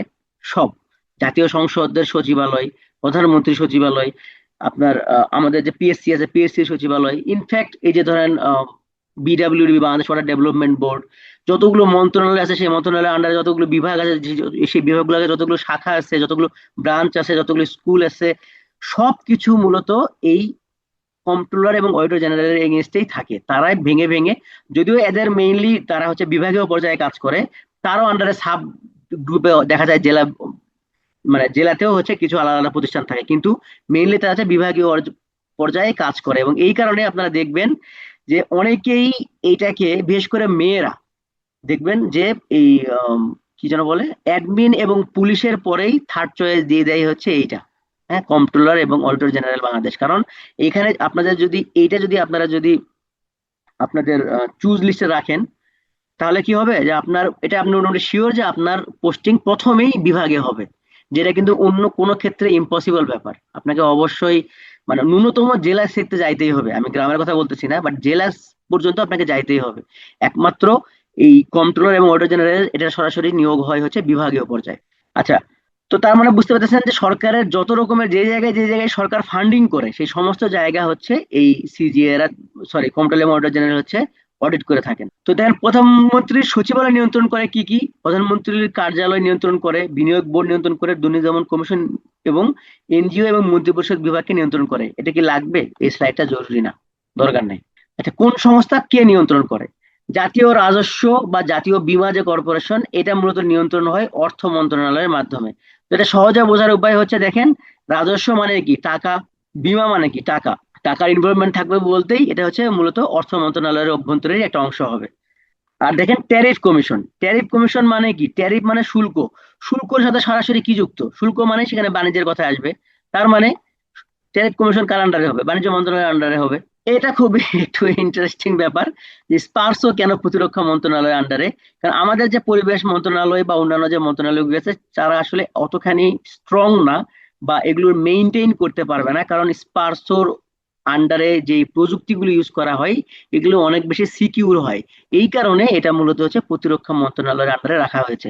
এটা একটা এক্সেপশনাল কেস, এই জন্য অনেক সময় পরীক্ষায় আসতে পারে যে স্পারসো এইটা কোন মন্ত্রণালয়ের আন্ডারে, এটা হচ্ছে প্রতিরক্ষা মন্ত্রণালয়ের আন্ডারে। তো পরিকল্পনা কমিশন কি কি নিয়ন্ত্রণ করে? পঞ্চবার্ষিকী পরিকল্পনা নিয়ন্ত্রণ করে, এবং এই যে এর আগে যে একটা দারিদ্র নিরসন কৌশল পদ্ধতি রেখেছিলাম যে পোভার্টি রিডাকশন স্ট্র্যাটেজিক পেপার, পিআরএসপি, এই দুটা মূলত পরিকল্পনা কমিশন নিয়ন্ত্রণ করে থাকে। আচ্ছা, শেয়ার বাজার নিয়ন্ত্রণ করে কে? শেয়ার বাজার নিয়ন্ত্রণ করে হচ্ছে এসইসি, এটা হচ্ছে সিকিউরিটি এক্সচেঞ্জ অফ কমিশন। সেখানে লিখে দিই, এই ডাবল এম হবে নাকি? আচ্ছা, হতে পারে, ভুলে গেছি। যে পরিকল্পনা মন্ত্রণালয় নিয়ন্ত্রণ করে হচ্ছে এটা, আছে একবার দেখছি, এটা দেখার কিছু নাই। আচ্ছা, কি দেখে আসলাম কুইকলি একবার একটু রিক্যাপ করে আসি। আমরা প্রথমে দেখছি এলডিসি। এলডিসি কার্যক্রম শুরু হয় 1971 সাল থেকে। বাংলাদেশ 1975 সালে জয়েন করে এবং 2018 সালে ফাইনালি আমরা হচ্ছে এলডিসি থেকে, আমার এলডিসির যে সূচকগুলো ছিল সেখান থেকে আমরা বের হয়ে আসতে পারি এবং আমরা অ্যাপ্লাই করি, এবং ফাইনালি বলা হয় 2026 সালে আমরা এলডিসি থেকে বের হয়ে আসব। এবং এলডিসি থেকে বের হয়ে আসলে আমাদের যে জিএসপি যে সুবিধাটা ছিল ইউর সাথে, সেই সুবিধাটা আমরা পাবো না আর। এটা এবং কিন্তু কতদিন পর্যন্ত থাকবে? এটা 2029 সাল পর্যন্ত থাকবে। এবং এরপরে দেখেন 2031 সালে বাংলাদেশ উচ্চ মধ্যম আয় দেশ হবে, এটা দরকার নাই। এলডিসি থেকে উত্তরণের মানদণ্ড তিনটা, একটা হচ্ছে পার ক্যাপিটা ইনকাম বা জিএনআই, মানব উন্নয়ন সূচক বা হচ্ছে এইচএআই, একটা হচ্ছে অর্থনৈতিক ভঙ্গুরতা বা ইভিআই। তো এটা সূচকগুলো কি কি দেখেন, জিএনআই থাকতে হবে মিনিমাম 1222, কিন্তু এই মুহূর্তে বাংলাদেশের আছে 2820, ডাবলের চেয়েও বেশি। হিউম্যান ইন্ডেক্স থাকতে হবে মিনিমাম 66, বাংলাদেশের এই মুহূর্তে আছে 77। অর্থনৈতিক ভঙ্গুরতা থাকতে পারে সর্বোচ্চ 32, যেখানে বাংলাদেশ আছে এটা বলা হয়নি না। এটা আমার 24 সালেটা মনে আছে, বাংলাদেশ এই মুহূর্তে 21 পয়েন্ট সামথিং পার্সেন্টেজে আছে। 25 সালের ডেটা আমার কাছে এই মুহূর্তে জানা নেই। তো তার মানে বাংলাদেশ অনেক ভালো অবস্থানে আছে, যে 32 হচ্ছে সর্বোচ্চ হতে পারবে, সেখানে বাংলাদেশ 21, তার মানে অনেক সেফ জোনে আছে বাংলাদেশ। দারিদ্র নিরসন কৌশলপত্র হচ্ছে পভার্টি রিডাকশন স্ট্র্যাটেজিক পেপার, এটা মূলত বাংলাদেশ বা যে কোনো একটা দেশের উন্নয়নের জন্য যে স্টেপ গুলো নিতে হয় এবং তার জন্য কি ধরনের ফান্ডিং লাগে তার জন্য মূলত এই পেপারটা তৈরি করা হয়, যেটার নাম হচ্ছে পভার্টি রিডাকশন স্ট্র্যাটেজিক পেপার। তারপরে সামাজিক নিরাপত্তা, এটা সোশ্যাল সিকিউরিটি পিআরএস এর মাধ্যমে এটা নেওয়া হয় মূলত। এছাড়া হচ্ছে টিসিবি, এগুলো খুব বেশি ইম্পর্টেন্ট না। পরিকল্পনা মন্ত্রণালয়, পরিকল্পনার মন্ত্রণালয়, এটা হচ্ছে চেয়ারম্যান হচ্ছে প্রধানমন্ত্রী। ন্যাশনাল ইকোনমিক কাউন্সিল, এটা হচ্ছে প্রধানমন্ত্রী হচ্ছে সভাপতি হিসেবে থাকেন, বা তার অনুপস্থিতিতে সহসভাপতি হিসেবে থাকেন হচ্ছে অর্থমন্ত্রী। এবং এইটা সদর আমরা কি দেখছি যে ন্যাশনাল ইকোনমিক কাউন্সিল সর্বোচ্চ 50 কোটি টাকার প্রজেক্ট নিয়ন্ত্রণ করতে পারে, এর বেশি হলে একনেককে ডাকতে হয়, এবং একনেকের সভা প্রতি সপ্তাহের মঙ্গলবারে হয়। আর এনইসির প্রতি সপ্তাহের প্রোগ্রামটা হয় বৃহস্পতিবারে। এইটুকুই আমরা দেখছি। এরপরে বিআইডিএস দেখলাম, যেটা হচ্ছে বাংলাদেশ উন্নয়ন গবেষণা প্রতিষ্ঠান বা Bangladesh institute of development studies. BBS Bangladesh bureau statistics, এটা প্রতিষ্ঠা হয়, এটা অনেক সময় এই সালটা পরীক্ষায় আসে যে বাংলাদেশ ব্যুরো স্ট্যাটিস্টিক্স, এটা 1974 সালে প্রতিষ্ঠা হয়। ডিসিসিআই এর পুনরূপ কি? Dhaka chamber of commerce and industries. Rehab এর পুনরূপ কি? Real estate and housing association of Bangladesh. FBCCI এর পুনরূপ কি? এটা একটু বেশি important, federation of Bangladesh chamber of commerce and industries. Basis এর পুনরূপ হচ্ছে বাংলাদেশ, এটা আসবে না, এটা এই মুহূর্তে দরকার নাই। এনবিআর বা জাতীয় রাজস্ব বোর্ড, এটা 1972 সালে প্রতিষ্ঠা হয়। এটার বোর্ডের চেয়ারম্যান হচ্ছে বোর্ডের প্রধান হচ্ছে চেয়ারম্যান, এবং এটা সচরাচর অভ্যন্তরীণ সম্পদ বিভাগের যিনি সচিব তিনি মূলত এখানকার চেয়ারম্যান হন। জাতীয় কর দিবস হচ্ছে 30শে অক্টোবর, এবং জাতীয় আয়কর দিবস 30শে নভেম্বর। আপনাদের যাদের অলরেডি টিন খোলা আছে, যদি টাকা দেওয়ার মতো আপনার, যেহেতু আপনাদের জব হয়নি সো আপনাদের কোনো ট্যাক্স আসবে না, বাট তারপরেও ট্যাক্স রিটার্ন কিন্তু আপনাদের দেওয়াটা খুব জরুরি। কারণ হচ্ছে এই 30 তারিখের মধ্যে, এই যে আজকে অলরেডি কত, 27 তারিখ মনে হয়, হ্যাঁ, 30 তারিখের মধ্যে আপনাদের কিন্তু এই ফাইলটা জমা দিতে হবে। জিরো ট্যাক্স রিটার্ন হবে আপনাদের জন্য, বা এটা দিতে হবে, না হলে কিন্তু ইস্যু হতে পারে। বর্তমানে যিনি দায়িত্বে আছেন বা যে গ্রুপটা, তারা কিন্তু আম, বলতেছে, আপনারা লিয়াম নিসনের নাম শুনছেন? আপনারা কি হলিউডের মুভি দেখেন? লিয়াম নিসনের একটা ডায়লগ আছে না, ওই যে ফোনে বলে যে, I don't know who you are, but I can assure you I will find you and I will kill you.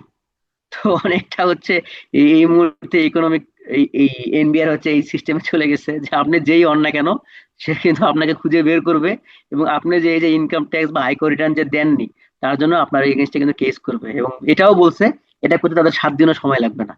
তো মানে বুঝতে পারতেছেন, এটা একটু সিভিয়ার বিষয়। আর ভ্যাট দিবস এটা অত বেশি জরুরি না, 10 ডিসেম্বর, বাট এই দুইটা খুবই ইম্পর্টেন্ট। 3 নাম্বার সচরাচর 12 ডিজিটের হয়, এবং ই 3 এর পুনরূপ হচ্ছে ইলেকট্রনিক ট্যাক্স পেয়ার্স। এটা অনেকে ভুল করে কিন্তু, ট্যাক্স পেয়ার্স, হ্যাঁ এখানে এস আছে কিন্তু, অ্যাপোস্ট্রফি এস দিয়ে আবার এস। আইডেন্টিফিকেশন নাম্বার, এটা চালু হয় 2013 সাল থেকে। আর বিআইএন এর হচ্ছে পূর্ণরূপ হচ্ছে বিজনেস আইডেন্টিফিকেশন নাম্বার, এটা হচ্ছে 13 ডিজিটের নাম্বার।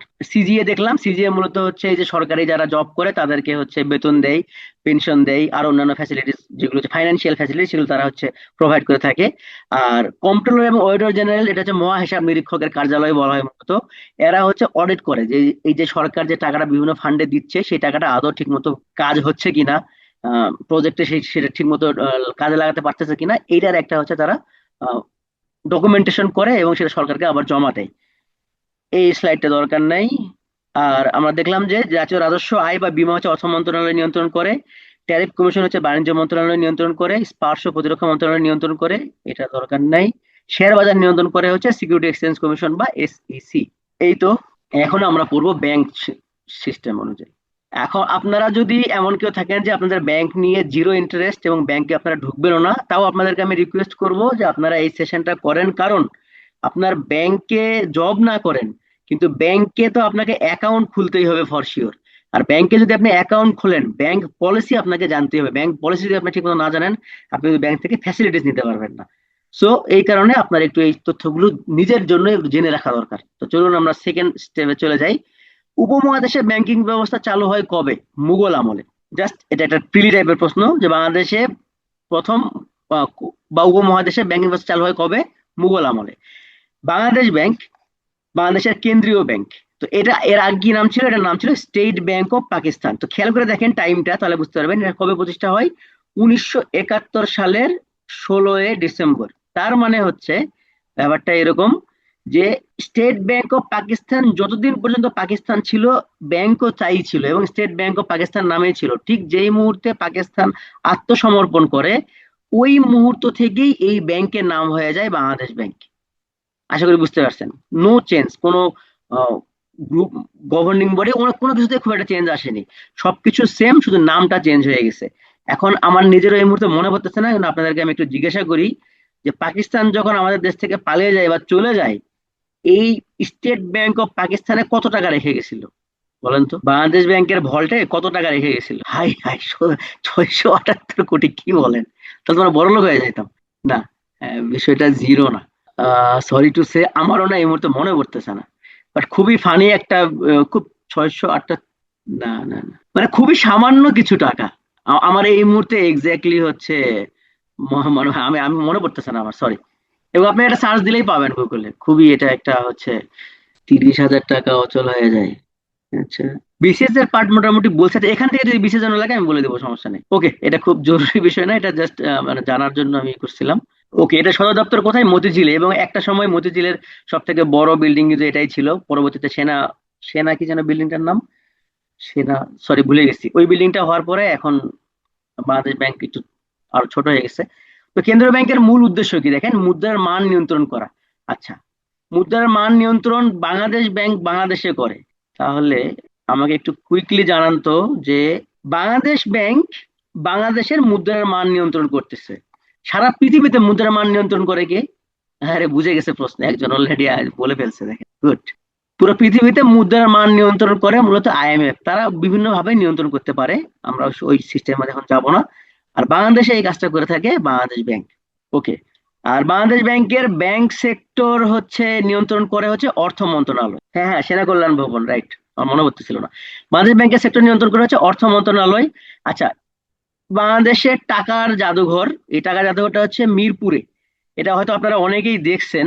এটা একদমই যে মিরপুর যে মাঠটা আছে, মানে আমাদের যে স্টেডিয়াম, সেই স্টেডিয়ামের অপোজিটেই হচ্ছে এই জাদুঘরটা। আর বর্তমানে যিনি হচ্ছেন গভর্নর বাংলাদেশ ব্যাংকের, তার নাম হচ্ছে আহসান এইচ মনসুর। ইনি হচ্ছে বাংলাদেশের 13তম গভর্নর। আহ, আসলে এই ধরনের নেগেটিভ কথা আমাদের বলা উচিত না, তারপরে আপনাদেরকে দুই একটা লাইন একটু জানিয়ে রাখি। 12তম গভর্নরের নাম, আচ্ছা আপনাদেরকে জিজ্ঞেস, 12তম গভর্নরের নাম বলেন তো। বাংলাদেশ ব্যাংকের 12তম গভর্নরের নাম বলেন। 13তম গভর্নর হচ্ছে আহসান এইচ মনসুর। 12তম গভর্নর কে ছিলেন? রাইট, আব্দুর রউফ। আচ্ছা, দু একজন পারছেন না, আতিউর রহমান তারও আগে ছিলেন। আর আমি নিচ্ছি না, সরি। কেন আমি বলতেছি, জাস্ট আমি 1 মিনিট এখানে আপনাদের একটু তথ্যগুলো জানিয়ে রাখি। এই যে গত কয়েক বছরে, মানে বিগত সরকার তো 8 সাল থেকে ক্ষমতায় ছিল, কিন্তু সব থেকে বড় কেলেঙ্কারি গুলো কি 8 সালে হয়েছে, 14 সালে হয়েছে? না, 18-র পরবর্তীতেই কেলেঙ্কারি গুলো সব থেকে বেশি, প্রচুর পরিমাণ টাকা বাইরে পাচার হয়েছে। এই যে বিষয়গুলো, এই সময়ে সব থেকে বেশি যে মানুষটা চাইলেই এগুলো অনেক বেশি শক্ত হাতে কন্ট্রোল করতে পারতেন, তিনি হচ্ছে বাংলাদেশ ব্যাংকের গভর্নর। হ্যাঁ, এবং উনি ছিলেন আব্দুর রউফ তালুকদার, কিন্তু তিনি এসব করতে পারেন নাই। বিভিন্ন হয়তো পলিটিক্যাল আসপেক্টেই পারেন নাই, তার উপরে প্রেশার ছিল, বাট হোয়াট এভার, তিনি কিন্তু পারেন নাই। এবং তার ফলে এখন আমরা কিন্তু সবাই সাফারার এই বিষয়টার জন্য। তো আমরা ভাবছিলাম যে পরবর্তীতে 13তম একজন গভর্নর আসছেন, নতুন স্বাধীন বাংলাদেশের তাকে আমরা পেলাম, তিনি হয়তো বাংলাদেশের জন্য ভালো কিছু করবেন। তিনি কিন্তু এখনো দায়িত্বে আছেন। আমি এই জন্যই জিনিসটাকে আরো আপনাদেরকে তুলে ধরতেছি। বাট আমরা সেই, মানে একই বলে না যে আহ, পুরাতন মদ হচ্ছে নতুন বোতলে হচ্ছে বাজারজাত করে, এই ঘটনাটাই আমরা কিন্তু ইনার ক্ষেত্রেও দেখতেছি। ইনি আসার পরে পাঁচটা ব্যাংক হচ্ছে গায়েব করে দিয়ে সেটাকে একত্রীকরণ করে একটা global bank, global Islamic bank করতেছে। 5টা ব্যাংক, এতগুলো মানুষ, প্রায় কয়েক লাখ মানুষ, কয়েক হাজার বা লাখ কোটি টাকা, এখনো পর্যন্ত কোনো কেউ কিছু বলতে পারতেছে না যে এই টাকাটা কিভাবে কি হবে। মানে খুবই ভয়ঙ্কর একটা অবস্থা। এই পুরো ডিসিশনটা উনি একা হাতে নিচ্ছেন, কারো কথা এই মুহূর্তে। অবশ্য একটা প্রেস ব্রিফিং 2 দিন আগে দিয়েছেন, যেটা নিয়ে আর তারা একটা প্ল্যান করতেছেন যে যারা শেয়ার হোল্ডার আছেন তাদেরকে কিভাবে টাকা পরিশোধ করা হবে, একটা টাইম ফ্রেম দেওয়া হবে, বাট মনে হয় না কিছু আদৌ হবে। তো আমরা ভেবেছিলাম যে স্বাধীন দেশে হয়তো এগুলো একটু একটু চেঞ্জ আসবে। গত 1.5 বছরে আমরা শুধু নিউজে দেখতেছি যে হিউজ অ্যামাউন্টের ফরেন রিজার্ভ দেশে ঢুকতেছে, পড়তেছেন না আপনারা? প্রচুর পরিমাণে। অক্টোবরকে বিট করলো নভেম্বর, সেপ্টেম্বরকে বিট করলো অক্টোবর। বাইরের দেশ থেকে প্রচুর ফরেন রিজার্ভ আমাদের দেশে ঢুকতেছে, কিন্তু যাচ্ছে কই ভাই? টোটাল রিজার্ভ করার পরে ডেভেলপমেন্টের জায়গা ফাঁকা কেন? সেটা তো খুঁজে পাচ্ছি না কোথাও। উল্টা দেখতেছি ব্যাংক ধ্বংস হয়ে যাচ্ছে, কিছু কিছু ব্যাংক ফল্ট হয়ে যাচ্ছে, ঋণ খেলাপি বেড়েই যাচ্ছে। তো এই জায়গায় বিশাল বড় বড় কিছু স্ক্যাম চলতেছে। আশা করা যায় যে যেই দলই ক্ষমতা আসুক না কেন, নির্বাচিত সরকার আসার পরে এই জিনিসগুলো শক্ত হাতে একটু ডিল করবে এবং কন্ট্রোল করবে, এটা আমাদের একটা ভরসা। তো এখান থেকে আমরা যেটা পাইলাম সেটা হচ্ছে বাংলাদেশ ব্যাংকের বর্তমান গভর্নর হচ্ছে আহসান এইচ মনসুর, যিনি খুব ভালো ভালো কথা বলেন। এই গভর্নরের পদের মেয়াদ হচ্ছে 4 বছর। ব্যাংক ব্যবস্থাপনা, বাংলাদেশ ব্যাংকের প্রথম গভর্নর ছিলেন এ এন এম হামিদুল্লাহ। এটা বাংলায় আনমও লিখছে, বাট উনি সবসময় ANM লিখতেন, ANM হামিদুল্লাহ। বাংলাদেশ ব্যাংকের শাখা মোট 10টি, মানে কেন্দ্রীয় শাখা যেমন ঢাকাতে, যেটা এর আশেপাশে আঞ্চলিক কিছু শাখা আছে, যেমন রাজশাহীতে, বগুড়াতে, চট্টগ্রামে, বরিশালে, এরকম কিছু আঞ্চলিক শাখা হচ্ছে 10টি। আর বাংলাদেশে IMF এর যে কার্যালয় ছিল সেটা মূলত বাংলাদেশ ব্যাংকের 15 তলা ছিল, এটা জরুরি না। বাংলাদেশ ব্যাংকের প্রথম নারী পরিচালক ছিলেন অধ্যাপিকা হান্নানা বেগম। এটা একটু আপনারা পড়তে পারেন, আসার সম্ভাবনা নাই। গ্রিন ব্যাংকিং, এটা যদিও আপনারা জানেন যে এই পলিসিটা নেওয়া হয়েছে মূলত কপ থেকে। কপ এই পলিসিটা প্রথম বের করে, বাংলাদেশ ব্যাংক হচ্ছে এই গ্রিন ব্যাংকিংটা চালু করে ফেলছেন। তো গ্রিন ব্যাংকিং জিনিসটা আসলে কি? গ্রিন ব্যাংকিং হচ্ছে সেই সেক্টরেই হচ্ছে ইনভেস্ট করা যারা গ্রিনকে ক্ষতি না করে ইন্ডাস্ট্রিয়ালাইজ করবে। কিরকম? ধরেন যে আপনি একটা প্রোডাক্ট তৈরি করবেন, কিন্তু আপনার প্রোডাক্ট তৈরি করার পলিসিটা এমন যে আপনি পরিবেশের ক্ষতি করবেন না এবং সবুজের ব্যাপারে সচেতন থাকবেন, গ্রিনারি রাখবেন। তাহলে বাংলাদেশ ব্যাংক সহজে আপনাকে, বাংলাদেশ ব্যাংক তো সরাসরি লোন দেয় না, কিন্তু বাংলাদেশ ব্যাংক এটাকে অ্যাপ্রিসিয়েট করে। ধরেন যে কোন ব্যাংকের কথা বলবো? ধরেন ধরেন জনতা ব্যাংক। জনতা ব্যাংক থেকে আপনি 500 কোটি টাকা নিতে চাচ্ছেন। আর আপনি যদি এমন একটা প্রজেক্টের জন্য নেন যে যেই প্রজেক্ট বাংলাদেশে গ্রিনারি বরং আরো উল্টা বাড়াবে, এক্ষেত্রে এত টাকা তো জনতা ব্যাংকের দেওয়ার ক্ষমতা নাই। তারা কি করে বাংলাদেশ ব্যাংকের কাছ থেকে পরামর্শ নেবে বা সুপারিশ নেবে? এবং যদি এই প্রজেক্টটা আসলে গ্রিন ব্যাংকিং পলিসির অনুযায়ী হয়ে থাকে, তাহলে বাংলাদেশ ব্যাংক এটাকে অবশ্যই অ্যাপ্রিসিয়েট করবে। এবং এমনও ঘটনা দেখা যায় গ্রিন ব্যাংকিং এর মাধ্যমে, নর্মালি যদি মানে লোনের হার যদি 9% হয়, দেখা গেল যে গ্রিন ব্যাংকিং পলিসির কারণে হয়তো তাকে 8% বা 7.5% এই সুদে ঋণ দিয়ে দিতে পারে। তো এটা হচ্ছে গ্রিন ব্যাংকিং এর সুবিধা। দেখা যায় যে লেখা থাকে গ্রিন ব্যাংকিং হচ্ছে এমন একটা বিষয় যেখানে দেশ ও জাতি পরিবেশগত ভাবে সুবিধা পায়। মানে এইটার ফলে কি হবে, বিদ্যুৎ, পানি, কাগজের খরচ এগুলো কমাতে পারবে এমন প্রতিষ্ঠান বা কারখানায় সবুজ শিল্প হিসেবে বিবেচিত হয়ে থাকে। আচ্ছা, আমরা একটা ব্যাংকের ভেতরের দিকে যাই। তফসিলি ব্যাংক। তফসিলি ব্যাংক কোনগুলো? এই যে ব্যাংকের মানে বাংলাদেশ ব্যাংকের অধীনে যতগুলো ব্যাংক আছে এগুলো সবগুলোকেই মূলত হচ্ছে তফসিলি ব্যাংক বলা হয়। তো বাংলাদেশে মোট তফসিলি ব্যাংক কয়টা? বাংলাদেশে মোট তফসিলি ব্যাংক হচ্ছে 61টি। বাংলাদেশে মোট তফসিলি ব্যাংক কয়টা? 61টি। আর অতফসিলি ব্যাংক বা হচ্ছে ও তালিকাভুক্ত ব্যাংক কয়টি? 5টি। এটা কিন্তু পরীক্ষায় প্রায় আসে যে নন শিডিউল বা অতফসিলি ব্যাংক কয়টা? 5টা। এবং তফসিলি ব্যাংক কয়টা? 61টি। এই 61টির মধ্যে কিন্তু আবার ভাগ আছে। দেখেন, রাষ্ট্রায়ত্ত বাণিজ্যিক ব্যাংক হচ্ছে 6টি, বেসরকারি বাণিজ্যিক ব্যাংক 43টি। এখানে একটা বড় চেঞ্জ আসবে 5টা ব্যাংকে যেহেতু এককভাবে করা হয়েছে। তো ওটা এখনো পর্যন্ত যেহেতু হালনাগাদ করা হয়নি, সো আপনাদের ওটা এখন না পড়লেও হবে। বিদেশি বাণিজ্যিক ব্যাংক হচ্ছে 9টি এবং বিশেষায়িত ব্যাংক হচ্ছে 3টি। তো সব মিলায়ে 61টি। তো এই বিশেষায়িত 3টা ব্যাংক যদি আমরা বাদ দেই, তাহলে এই যে টোটাল যে এইগুলো সব একত্রে করলে 58টি ব্যাংক। এই 58টি ব্যাংক সবই হচ্ছে বাণিজ্যিক ব্যাংক। কেন এগুলোকে বাণিজ্যিক ব্যাংক বলা হচ্ছে? এই ব্যাংকগুলোর মূল স্বার্থ হচ্ছে ইনকাম। ইনকাম না, সরি, প্রফিট। সরি, ইনকাম না, এইটা হচ্ছে বাণিজ্যিক ব্যাংক। তার মানে এই 58টি ব্যাংকই বিভিন্ন জায়গাতে লোন দেয় কোন পারপাসে? মেইনলি প্রফিটের জন্য লোন দিয়ে থাকে। মানে ব্যবসায়ী যেমন হচ্ছে আপনার হচ্ছে প্রোডাক্ট বিক্রি করে তারা ইনকাম করে, এরাও সেম কাজ করে। বাট বিশেষায়িত ব্যাংকগুলো এইভাবে করে না। বিশেষায়িত ব্যাংকগুলো হচ্ছে সেবা প্রদানের মাধ্যমে এই কাজগুলো করে থাকে। যেমন রাজশাহী কৃষি উন্নয়ন ব্যাংক বা বাংলাদেশ কৃষি ব্যাংক। তো আচ্ছা, আমরা তফসিলি ব্যাংক 61টা পাইলাম, তার মধ্যে রাষ্ট্রায়ত্ত বাণিজ্যিক ব্যাংক পাইলাম 6টা, বেসরকারি বাণিজ্যিক ব্যাংক পাইলাম 43টি, বিদেশি বাণিজ্যিক ব্যাংক পাইলাম 9টি এবং বিশেষায়িত ব্যাংক পাইলাম 3টি। আর অতালিকাভুক্ত যে 5টা ব্যাংক আছে দেখেন, জুবিলী ব্যাংক, গ্রামীণ ব্যাংক, আনসার ভিডিপি উন্নয়ন ব্যাংক, কর্মসংস্থান ব্যাংক এবং পল্লী সঞ্চয়ক ব্যাংক। তো এখানে খেয়াল করেন, আপনারা যে সিলেকশন কমিটি বলে না, বাংলাদেশ ব্যাংক বিবি সিলেকশন কমিটি যে আছে, এসসিসি, এরা মূলত যে সার্কুলার গুলো দেয় এখানে কারা কারা অ্যাপ্লাই করে? এই বিদেশি বা বেসরকারি বাণিজ্যিক ব্যাংক কিন্তু এখানে কোনো সার্কুলার দেয় না। এখানে মূলত এই রাষ্ট্রায়ত্ত 6টা ব্যাংক কি কি? সোনালী, রূপালী, জনতা, অগ্রণী, বেসিক, আর একটা কি পূবালী, না পূবালী তো বেসরকারি ব্যাংক। আচ্ছা, যাই হোক, এই 6টা, এর সঙ্গে হচ্ছে এই বিশেষায়িত ব্যাংক যেটা আছে, আর হচ্ছে এই যে এই 3টা, আনসার ভিডিপি, কর্মসংস্থান এবং পল্লী সঞ্চয় ব্যাংক, এই কয়টা মিলেই মূলত হচ্ছে আপনাদের ব্যাংকের সার্কুলার গুলো হয়ে থাকে। এই যে, আচ্ছা, ও আচ্ছা, বিডিবিএল টা আমি বাদ দিয়েছি, বিডিবিএল টা বলতে ভুলে গেছি। রাষ্ট্রায়ত্ত ব্যাংক হচ্ছে Sonali bank, Rupali bank, Agrani bank, Janata bank, basic bank, Bangladesh development bank. বিশেষায়িত ব্যাংক হচ্ছে বাংলাদেশ কৃষি ব্যাংক, রাজশাহী কৃষি উন্নয়ন ব্যাংক এবং প্রবাসী কল্যাণ ব্যাংক। এটা এই দুটো আলাদা কিভাবে হয়েছে? রাজশাহী অঞ্চলে এটা আসলে একই জিনিসই, বাট রাজশাহী অঞ্চলের যে কৃষি ব্যাংকগুলো এগুলোকে বলা হয় রাজশাহী কৃষি উন্নয়ন ব্যাংক বা রাকাব। আর রাকাব ছাড়া সারা পৃথিবীতে, সরি পুরো বাংলাদেশ, সরি পুরো বাংলাদেশের যত কৃষি ব্যাংক আছে সবগুলোকে একত্রে বলা হয় বাকৃবি বা হচ্ছে বাংলাদেশ কৃষি ব্যাংক। তো দেশে ইসলামী ব্যাংক মোট আছে 10টা। তার মধ্যে সব থেকে রিসেন্টলি যে দুইটা ব্যাংক, একটা হচ্ছে স্ট্যান্ডার্ড ব্যাংক, একটা হচ্ছে গ্লোবাল ব্যাংক, দুইটাই ধ্বংস, একদম বাজে অবস্থা। এগুলোকে একত্রিত করে 5টা ব্যাংকে এক জায়গায় করা হয়েছে। এর সঙ্গে আর কি কি আছে? সোশ্যাল সোশ্যাল ইসলামী ব্যাংক। আচ্ছা দেখি, আপনারা তো প্রিপারেশন নিচ্ছেন, আপনার কাছ থেকে শুনি। যে 5টা ব্যাংক একীভূত করা হয়েছে বলেন তো দ্রুত দ্রুত। একটা হচ্ছে GIB, global Islamic bank. First security Islamic bank, right, FSIB. Union bank, social Islamic bank, হ্যাঁ, এক্সিম ব্যাংক, এটা মনে পড়তেছিল না। এই 5টা ব্যাংক হচ্ছে একত্রিত করা হয়েছে। তো এটা এখনো যেহেতু হালনাগাদ হয়নি, সমূহ সম্ভাবনা আছে যে এইখান থেকে পরীক্ষায় আসার সম্ভাবনা নাই খুব একটা। তো আচ্ছা, বাণিজ্যিক ব্যাংকের কাজ কি? আপনারা তো বললাম, মানে বাণিজ্যিক ব্যাংকের কিন্তু মেইন কাজই হচ্ছে প্রফিট করা। তো প্রফিটের জন্য যা যা করতে হয়, যে তারা হচ্ছে আমানত সংগ্রহ করা। আমানত সংগ্রহ করা মানে কি? এই যে আপনি আমি হচ্ছে এফডিআর করি, বা ফিক্সড ডিপোজিট করি বা ব্যাংকে টাকা জমা রাখি, এগুলোকে বলা হয় হচ্ছে আমানত সংগ্রহ।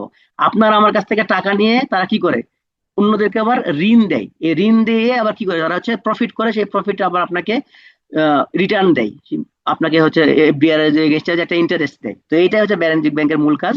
এর পাশাপাশি হচ্ছে বিল বাট্টাকরণ, মূলধন গঠন, বিনিয়োগের মাধ্যম সৃষ্টি করা, অভ্যন্তরীণ বৈদেশিক বাণিজ্য, এগুলা হচ্ছে, এই সবগুলো হচ্ছে প্যাসিভ কাজ। মেইন কাজ হচ্ছে এই দুইটাই, যে আমানত সংগ্রহ এবং ঋণ দান।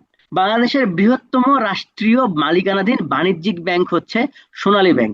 এবং ইন্টারেস্টিংলি, এটা আপনারা নিশ্চয়ই জানেন যে যেই সমস্ত জেলা বা শহরগুলোতে বাংলাদেশ ব্যাংকের কোনো প্রতিষ্ঠান বা হচ্ছে কোনো শাখা নাই, সেই সমস্ত জায়গাতে বাংলাদেশ ব্যাংকে রিপ্রেজেন্ট করে হচ্ছে সোনালী ব্যাংক। এই কারণেই আপনি দেখবেন যে যে বেতন বাট্টা থেকে শুরু করে যা যা আছে, এই সবগুলো কাজ কিন্তু মূলত সোনালী ব্যাংকের মাধ্যমে হয়ে থাকে। এবং এই কারণেই কিন্তু সোনালী ব্যাংকে প্রেশার অনেক বেশি, অনেকেই কিন্তু দেখবেন ফার্স্ট চয়েস হিসেবে সোনালী ব্যাংক দেয়। আবারও বলতেছি, আপনারা যদি বিসিএস এ সিরিয়াস হয়ে থাকেন, কখনোই ফার্স্ট চয়েস সোনালী ব্যাংক দিবেন না, এটা খুবই হচ্ছে রিস্কি ব্যাপার। সোনালী ব্যাংকে কাজ হিউজ, অনেক বেশি কাজ থাকে। না, নগদ ডিজিটাল ব্যাংক হোল্ড করে দিছে। আপনারা ফায়েজ তায়েবের নাম জানেন? ফায়েজ তায়েব আমাদের, যাই হোক ওনার সম্পর্কে আমরা না বলি, বিভিন্ন বিভিন্ন ইস্যুর কারণে ওইটা হচ্ছে অফ হয়ে আছে। হ্যাঁ, নগদ ডিজিটাল ব্যাংক আপাতত আপনাদের চিন্তা করতে হবে না, ওটা হোল্ড। আচ্ছা, জনতা ব্যাংক লিমিটেডের পূর্ব নাম কি? এটা দুইটা ব্যাংককে একীভূত করে মূলত জনতা ব্যাংক করা হয়েছে। এটা হচ্ছে ইউনাইটেড ব্যাংক আর এটা হচ্ছে ইউনিয়ন ব্যাংক। এই দুইটা ব্যাংককে একীভূত করে নাম দেওয়া হয়েছে জনতা ব্যাংক। আচ্ছা, এরপর হচ্ছে এবি ব্যাংক। এটা হচ্ছে বাংলাদেশের প্রথম বেসরকারি ব্যাংক। এখান থেকে আমরা কি মনে রাখবো? বাংলাদেশের প্রথম বেসরকারি বাণিজ্যিক ব্যাংক হচ্ছে এবি ব্যাংক। এই এবির আবার পূর্ণরূপ কি? আরব বাংলাদেশ ব্যাংক। এটা কোনো সময় কিন্তু আসতে পারে, আরব বাংলাদেশ ব্যাংক। আচ্ছা, সেনাবাহিনী কর্তৃক পরিচালিত ব্যাংকের নাম হচ্ছে ট্রাস্ট ব্যাংক বা হচ্ছে ট্রাস্ট ব্যাংক লিমিটেড। এর তো অনেক কিছু আছে, নিশ্চয়ই আপনারা জানেন। বাংলাদেশের প্রথম বিদেশি ব্যাংক হচ্ছে স্ট্যান্ডার্ড চার্টার্ড ব্যাংক লিমিটেড। এটা হচ্ছে প্রথম টেলি ব্যাংকিং চালু করে। এখানে মনে রাখবেন, যেটা এসসিবি, এদের সংক্ষেপে বলা হয় হচ্ছে এসসিবি, স্ট্যান্ডার্ড চার্টার্ড ব্যাংক। এরাই প্রথম টেলি ব্যাংকিং শুরু করে। টেলি ব্যাংকিং বলতে কিরকম, যে আপনি একটা ব্যাংকে না গিয়েও ওভার ফোনে যখন ট্রানজেকশন করতে পারতেন, এই পলিসিটা প্রথম এসসিবি নিয়ে আসে। আচ্ছা, এবার আমরা একটু ব্যাংক রিলেটেড টার্ম দেখবো আমরা একটু। বিআইএস, বিআইএস এর পূর্ণরূপ হচ্ছে ব্যাংক ফর ইন্টারন্যাশনাল সেটেলমেন্ট। আচ্ছা, এটা কেন হয় ব্যাংক ফর সেন্ট্রাল ব্যাংকস? এটা হচ্ছে 1930 সালে। আচ্ছা, এগুলো লাগবে না, এগুলো স্কিপ করে আমরা শুধু দেখতে পারেন যে বিআইএস এর হেডকোয়ার্টার হচ্ছে সুইজারল্যান্ডে। এটুকু শুধু মনে রাখেন। মানে এটার মেইন কাজটা কি ছিল, যে এই যে বিভিন্ন দেশের মধ্যে যে ব্যাংকিং যে পলিসিগুলা, ব্যাংকের একটা ব্যাংক থেকে আরেকটা ব্যাংকের মধ্যে যে ট্রানজেকশন হয়, এই কাজগুলো হচ্ছে ইজিলি যেন করা যায়, সেইটার জন্য একটা কমন প্ল্যাটফর্ম তৈরি করা দরকার ছিল, যেই কাজটাই মূলত হচ্ছে এই বিআইএস করে থাকে। Okay, BFIU, Bangladesh financial intelligent unit. এটার মূলত কাজ কি? এই যে আমরা যেমন ডিজিএফআই শুনি বা হচ্ছে এনএসআই শুনি, যে গোয়েন্দা সংস্থাগুলো যে বাংলাদেশের জন্য সিকিউরিটির কাজ করে, অর্থনৈতিক সিকিউরিটির ক্ষেত্রে মূলত এই বিএফআইইউ অনেক বেশি কাজ করে থাকে। যে BFIU, Bangladesh financial intelligence unit, এর পাশাপাশি এরা, দেখেন, এটা একটা সেন্ট্রাল এজেন্সি ইন বাংলাদেশ, যারা এই যে মানি লন্ডারিং কারা করতেছে, টেরোরিজম ফাইন্যান্সিং কারা করতেছে, ইনফ্যাক্ট এই যে অনেক সময় দেখেন না যে হ্যাক করে নিয়ে টাকা গায়েব করে ফেলে। এই কিছুদিন 2018 সালে একটা ঘটনা এরকম ঘটছিল, ফিলিপাইনের মাধ্যমে একটা গ্রুপ স্ক্যাম করার চেষ্টা করেছিল। এই বিষয়গুলো মূলত এই বিএফআইউর মাধ্যমেই হচ্ছে কন্ট্রোল করা হয়। তো বিএফআইইউ থেকে আসার মতো প্রশ্ন কি, বিএফআইউর পূর্ণরূপ কি? Bangladesh financial intelligence unit. Camel, Camel আমরা সামনে পাবো, এখানে আর আমরা না দেখি। ব্যাসেল, এগুলো লাগবে না।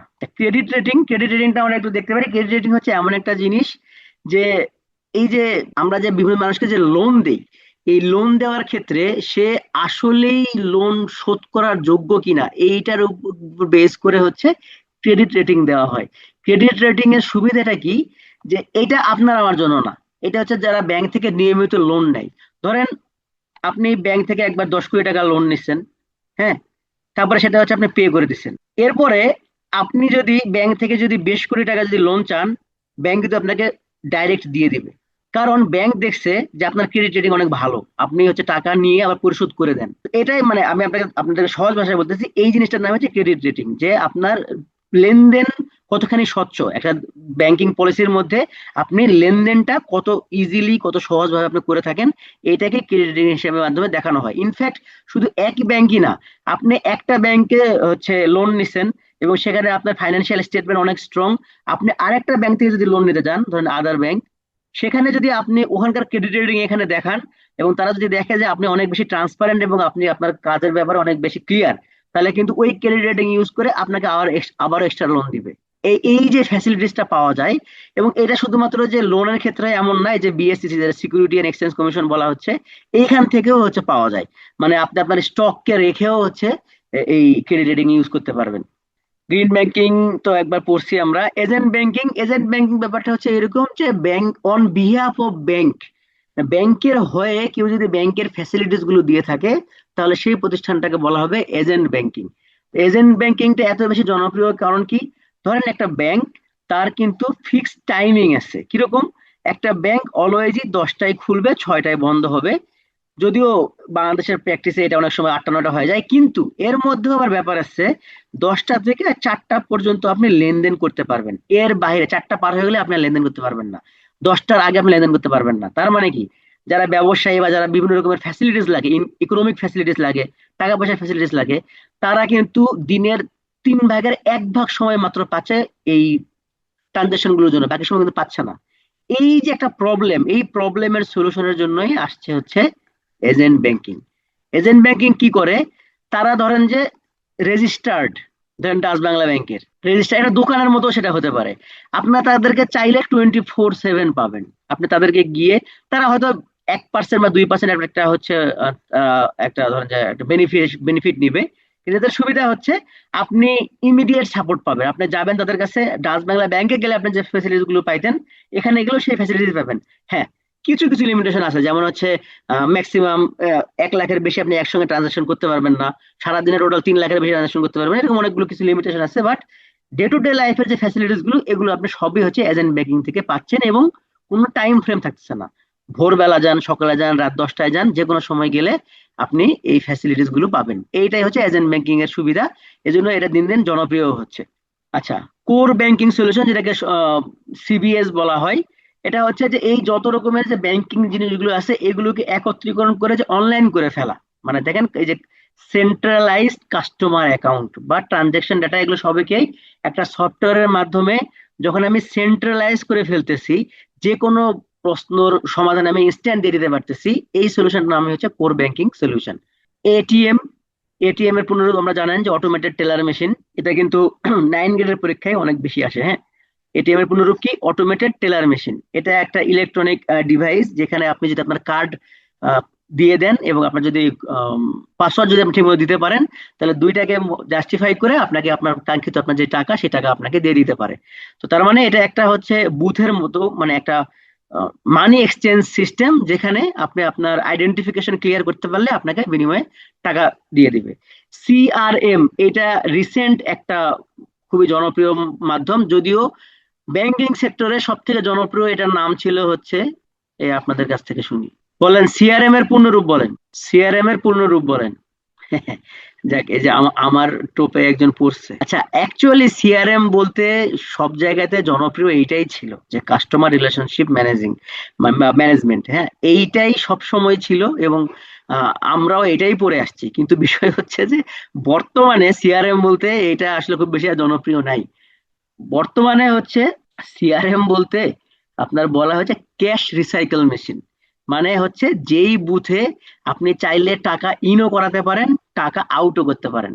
তাহলে আমরা যখন বুথে ঢুকি, যদি ওই বুথ যদি সিআরএম সাপোর্ট করে, তার মানে আপনি সেখানে টাকা ইনও করতে পারবেন, বা চাইলে টাকা আউটও করতে পারবেন। আর যেগুলোতে সিআরএম থাকে না, সেখানে আপনি শুধুমাত্র টাকা আউট করতে পারবেন, টাকা আপনি দিতে পারবেন। তো এখন এটা খুবই জনপ্রিয়। বেশ করে ডাচ বাংলা বুথে গেলেই আপনারা দেখবেন, বেশিরভাগ বুথে একদম বড় করে তারা হচ্ছে ব্র্যান্ডিং করতেছে, যে we are now CRM facilitated. তো এটাকে বলা হয় যে cash recycle machine. But CRM এর মেইনলি জনপ্রিয় হচ্ছে ইয়েটা হচ্ছে কাস্টমার রিলেশনশিপ ম্যানেজমেন্ট, এবং এইটাই হচ্ছে মানে কি বলবো, ডকুমেন্টেড হচ্ছে কথা। কিন্তু ফ্যাসিলিটিস এর দিক থেকে চিন্তা করলে, মানে এই যে এখন আমরা যদি দেখবো, যেটা দেখেন এখানেও দেখবেন আপনি, এটাই লেখা আছে। ওকে, ক্যাশ রিসাইকেলিং মেশিন। তো এগুলো আমাদের ডে টু ডে লাইফের জিনিস। হ্যাঁ, আপনি এই যে আগে দেখবেন যে ধরেন যে এই ধরেন আপনার কোনো কারণে আপনার বাসা থেকে আপনাকে বললো যে 15,000 টাকা একটু ব্যাংকে জমা দিয়ে আয়। আপনার দরকার নেই এই 15,000 টাকা নিয়ে ব্যাংক পর্যন্ত যাওয়ার। আপনি সিআরএম এ যাবেন, ডাইরেক্ট অ্যাকাউন্ট নাম্বার লিখবেন, ওপেন হয়ে যাবে, আপনি টাকা ফেলে দিবেন, ইনস্ট্যান্ট আপনার অ্যাকাউন্টে টাকা ঢুকে যাবে। এত ইজি হয়ে গিয়েছে। সো এগুলো আমাদের ডে টু ডে লাইফে দরকার দরকারি জিনিস। পজ পজ মেশিন খুব কমে হয়তো আপনারা এই মুহূর্তে এখানে আছেন যারা ইউজ করেননি আপনাদের লাইফে। পজের পূর্ণরূপ হচ্ছে পয়েন্ট অফ সেল মেশিন। এটা হচ্ছে আপনারা শপিং মলে যান বা যেখানে যান, এই ধরনের একটা যে মেশিন থাকে যেখানে কার্ড পাঞ্চ করার মাধ্যমে বা কার্ড ইনসার্ট করার মাধ্যমে পাসওয়ার্ড দিয়ে আপনারা টাকা হচ্ছে পে করতে পারেন, যেটাকে পজ মেশিন বলা হয় বা সংক্ষেপে পয়েন্ট অফ সেল মেশিন বলা হয়। এই যে মার্চেন্ট সহজে এটার মাধ্যমে টাকা ক্যারি করতে পারে। তবে বর্তমান পজ মেশিন গুলো আরো জনপ্রিয়। আমাকে কুইকলি বলেন তো, বর্তমান যে পজ মেশিন গুলো, এগুলোতে কিন্তু আপনাকে আর পাসওয়ার্ড দিতে হয় না, কার্ড শো করলে অটোমেটিক্যালি টাকা কেটে নেয়। এইটা কোন টেকনোলজির মাধ্যমে হয় বলেন তো? রাইট, এটা হচ্ছে, না, আরএফআইডি হচ্ছে আগেরটা। এটা হচ্ছে এনএফসির মাধ্যমে হয়ে থাকে। এনএফসির কারণে আপনি যখন কার্ডটা ওই এনএফসির কাছাকাছি নিয়ে যান, ওইটা টাচ হওয়ার সাথে সাথে অটোমেটিক্যালি আপনার টাকা আপনার অ্যাকাউন্ট থেকে কেটে ফেলে। এই দারুণ প্রশ্ন করছে, আমি তো এনএফসির পূর্ণরূপ ভুলে গেলাম। কেউ একজন বলে দেন তো।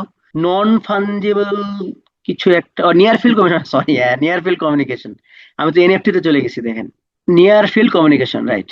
হ্যাঁ, কার্ড চুরি হলে প্রবলেম, এটা ট্রু। কার্ড চুরি হলে অবশ্যই প্রবলেম। এই কারণে কার্ড বর্তমানে, কার্ড চুরি হইলে সাথে সাথে আপনাকে অনলাইনে মানে কাস্টমার রিলেশনশিপে কল দিয়ে আপনাকে কার্ডটা ব্লক করে দিতে হবে, তাহলে আর এই সাপোর্টটা তারা পাবে না।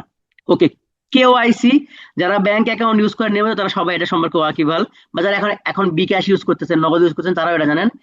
নো ইয়োর কাস্টমার নাকি যেন, নো ইয়োর, হ্যাঁ, নো ইয়োর কাস্টমার। কেওআইসি পুরোপুরি হচ্ছে নো ইয়োর কাস্টমার। এটা কি হয়? এই যে আপনি যেখানে অ্যাকাউন্ট খুলছেন সেইখানে আপনার আইডেন্টিফিকেশনটা দিতে হয়। যত রকমের তথ্য আছে, যেমন আপনার এনআইডির তথ্য, আপনার ব্যক্তিগত তথ্য, আপনি যে জায়গায় কোনো জব করলে সেই জায়গার তথ্য, আপনার ছবি। দেখবেন ছবি তোলার সময় আগে কি হতো, একটা ডাইরেক্ট ছবি দিলে হয়ে যেত, এখন কিন্তু হয় না। এখন আপনাকে সামনের ফেস দিয়ে ছবি দেখাতে হয়, এই ডান দিকের ফেস দিয়ে দেখাতে হয়, বাম দিকের ফেস দিয়ে দেখাতে হয়, মানে প্রায় 10-12 ভাবে ছবি নেয় আপনার কাছ থেকে। এটা হচ্ছে কেওআইসি। সুইফট কি? আমরা এতক্ষণ যা বললাম সব যে দেশের ভেতরের ব্যাংকিং সিস্টেম, এখন আমরা দেশের বাইরে চলে যাব। দেশের বাইরের সিস্টেম দেয় সুইফট। এমন একটা পলিসি যে মূলত আপনাকে বাংলাদেশ থেকে পৃথিবীর যে কোনো দেশে আপনাকে ব্যাংকিং করতে একটা সুবিধা করে দিবে। কি কি দেখেন, সুইফটের পূর্ণরূপ হচ্ছে society for world wide inter banking financial telecommunication. এইটা নবম গ্রেডের জবগুলোতে খুবই খুবই আসে, হ্যাঁ, সো এটা মুখস্থ করে ফেলবেন। সুইফটের পূর্ণরূপ কি? Society for world wide inter bank financial telecommunication. এটা কবে এস্টাবলিশড হয়? 1973 সালে। এটার মেইন কাজ কি? এইটাই আপনাকে মেক শিওর করবে যে আপনি বাংলাদেশ থেকে অন্য দেশের কোন একটা ব্যাংকের সাথে আদৌ কোনো ট্রানজেকশন করতে পারবেন কিনা। এই যে লিগালিটিটা, এই লিগালিটিটা দিয়ে দিবে হচ্ছে সুইফট। এবং সাম্প্রতিক 2-3 বছর আগের ঘটনা আপনারা নিশ্চয় জানেন, রাশিয়া কিন্তু এই সুইফট থেকে, মানে রাশিয়াকে না, রাশিয়ার কিছু নির্দিষ্ট ব্যাংককে এই সুইফট থেকে কিন্তু বাতিল ঘোষণা করা হয়েছে। যার ফলে রাশিয়া কিন্তু সুইফট সার্ভিস পাচ্ছে না, যার ফলে বিভিন্ন দেশের সঙ্গে তার ফাইন্যান্সিয়াল সাপোর্ট কিন্তু বন্ধ হয়ে গেছে। এই যে এই কারণে রাশিয়া বাধ্য হয়ে একটা নতুন সিস্টেম নিয়ে আসছে, যেটার নাম হচ্ছে system for transfer of financial message বা এসপিএফএস। এটা লাগবে না, কারণ শুধুমাত্র রাশিয়ার জন্য আমরা এক্সট্রা করে পড়বো না। চায়নারটা খুব জরুরি, চিপস, এটা খুবই ইম্পর্টেন্ট, এটা আপনারা পড়বেন। Cross border inter bank payment system, এটা হাইলাইট করে দিই, এটা লাগবে। CIPS, cross border inter bank payment system, এটা কিন্তু বাংলাদেশও ইউজ করছে মাঝখানে একবার। তো চায়না ইন্ট্রোডিউস করছে কি? চিপস বা CIPS, cross border interbank payment system. Offshore banking, offshore ব্যাংকিংটা কি? অফশোর ব্যাংকিংটা হচ্ছে এরকম যে আপনি ওই যে কি যেন বলে, এনআরবি, নন রেসিডেন্ট বাংলাদেশ, আপনি বাংলাদেশি কিন্তু বাইরে বসবাস করেন, তাহলে বাংলাদেশের ব্যাংকিং ফ্যাসিলিটি যদি আপনি পেতে চান, তাহলে কি হবে? আপনি দেশের বাইরে থেকেও বাংলাদেশ ব্যাংকের, মানে বাংলাদেশের অভ্যন্তরে কোনো ব্যাংকের যদি ফ্যাসিলিটি নিতে চান, আপনার ওই অ্যাকাউন্টটাকে বলা হবে অফশোর ব্যাংকিং। তার মানে আপনি দেশের বাইরে আছেন কিন্তু আপনি দেশের ভিতরে ব্যাংকিং ফ্যাসিলিটিস চাচ্ছেন। কি কি কারণে ফ্যাসিলিটিস লাগতে পারে? আপনার আপনার অ্যাসেট প্রোটেকশনের জন্য ফ্যাসিলিটিস লাগতে পারে। আপনি ট্যাক্স যে অপটিমাইজ করবেন দেশের, আপনার আপনার তো দেশে কিছু কিছু কি বলে অ্যাসেট আছে, সেগুলোর জন্য ট্যাক্স দিতে হবে। এই যে কাজগুলো বাইরের দেশের ব্যাংক দিয়ে তো সম্ভব না, এই কারণে আপনার নিজের দেশে একটা ব্যাংক লাগবে, ব্যাংক অ্যাকাউন্ট লাগবে। এই সাপোর্টটা দেয় হচ্ছে অফশোর ব্যাংকিং। প্রথম কে শুরু করেছিল আমার মনে নাই, but offshore banking a city bank খুব বেশি আগায় আছে, সিটি ব্যাংক অনেক বেশি বেনিফিটেড হয়েছে এই অফশোর ব্যাংকিং ইউজ করে। ব্যাচ, ব্যাচ খুবই জনপ্রিয় একটা পলিসি ব্যাংকিং সিস্টেমে। এটার পুনরূপ হচ্ছে বাংলাদেশ অটোমেটেড ক্লিয়ারিং হাউস। এই বাংলাদেশ অটোমেটেড ক্লিয়ারিং হাউস, এই ব্যাচ মূলত আসলে কি করে? এ হচ্ছে দেখেন computer base clearing and settlement system করে। এটা কি মানে ব্যাপারটা আসলে কি হলো তাহলে? ধরেন আপনার আছে হচ্ছে ধরেন আপনার সোনালী ব্যাংকে অ্যাকাউন্ট। এখন আপনি যদি আপনার একটা বন্ধুকে সোনালী ব্যাংকেই টাকা পাঠাতে চান, তাহলে কোনো সমস্যা নাই। কারণ দুজনেরই যেহেতু সোনালী ব্যাংক, ডাচ বাংলা ব্যাংকের ক্ষেত্রে দেখবেন যখন দুটা সেম ব্যাংক হয়, ইজিলি টাকা পাঠানো যায় অ্যাকাউন্ট টু অ্যাকাউন্ট, শেষ। কিন্তু ধরেন আপনার হচ্ছে ডিবিবিএল, ডাচ বাংলা ব্যাংকে আপনার অ্যাকাউন্ট, আপনার ফ্রেন্ডের অ্যাকাউন্ট হচ্ছে সোনালী ব্যাংকে, আপনি দেখবেন বিশাল হ্যাসেল, টাকা পাঠাতে পারবেন না। এই টাকা পাঠাতে গেলে আপনাকে 3-4টা প্রসেস আছে, আমরা সামনে দেখবো, ইএফটিএন, তারপরে এনপিএসবি, আরটিজিএস, এই যে পলিসিগুলোর কথা বলতেছি, এগুলো যখন করা হয় তখন এইটা সরাসরি ব্যাংকের মাধ্যমে হয় না।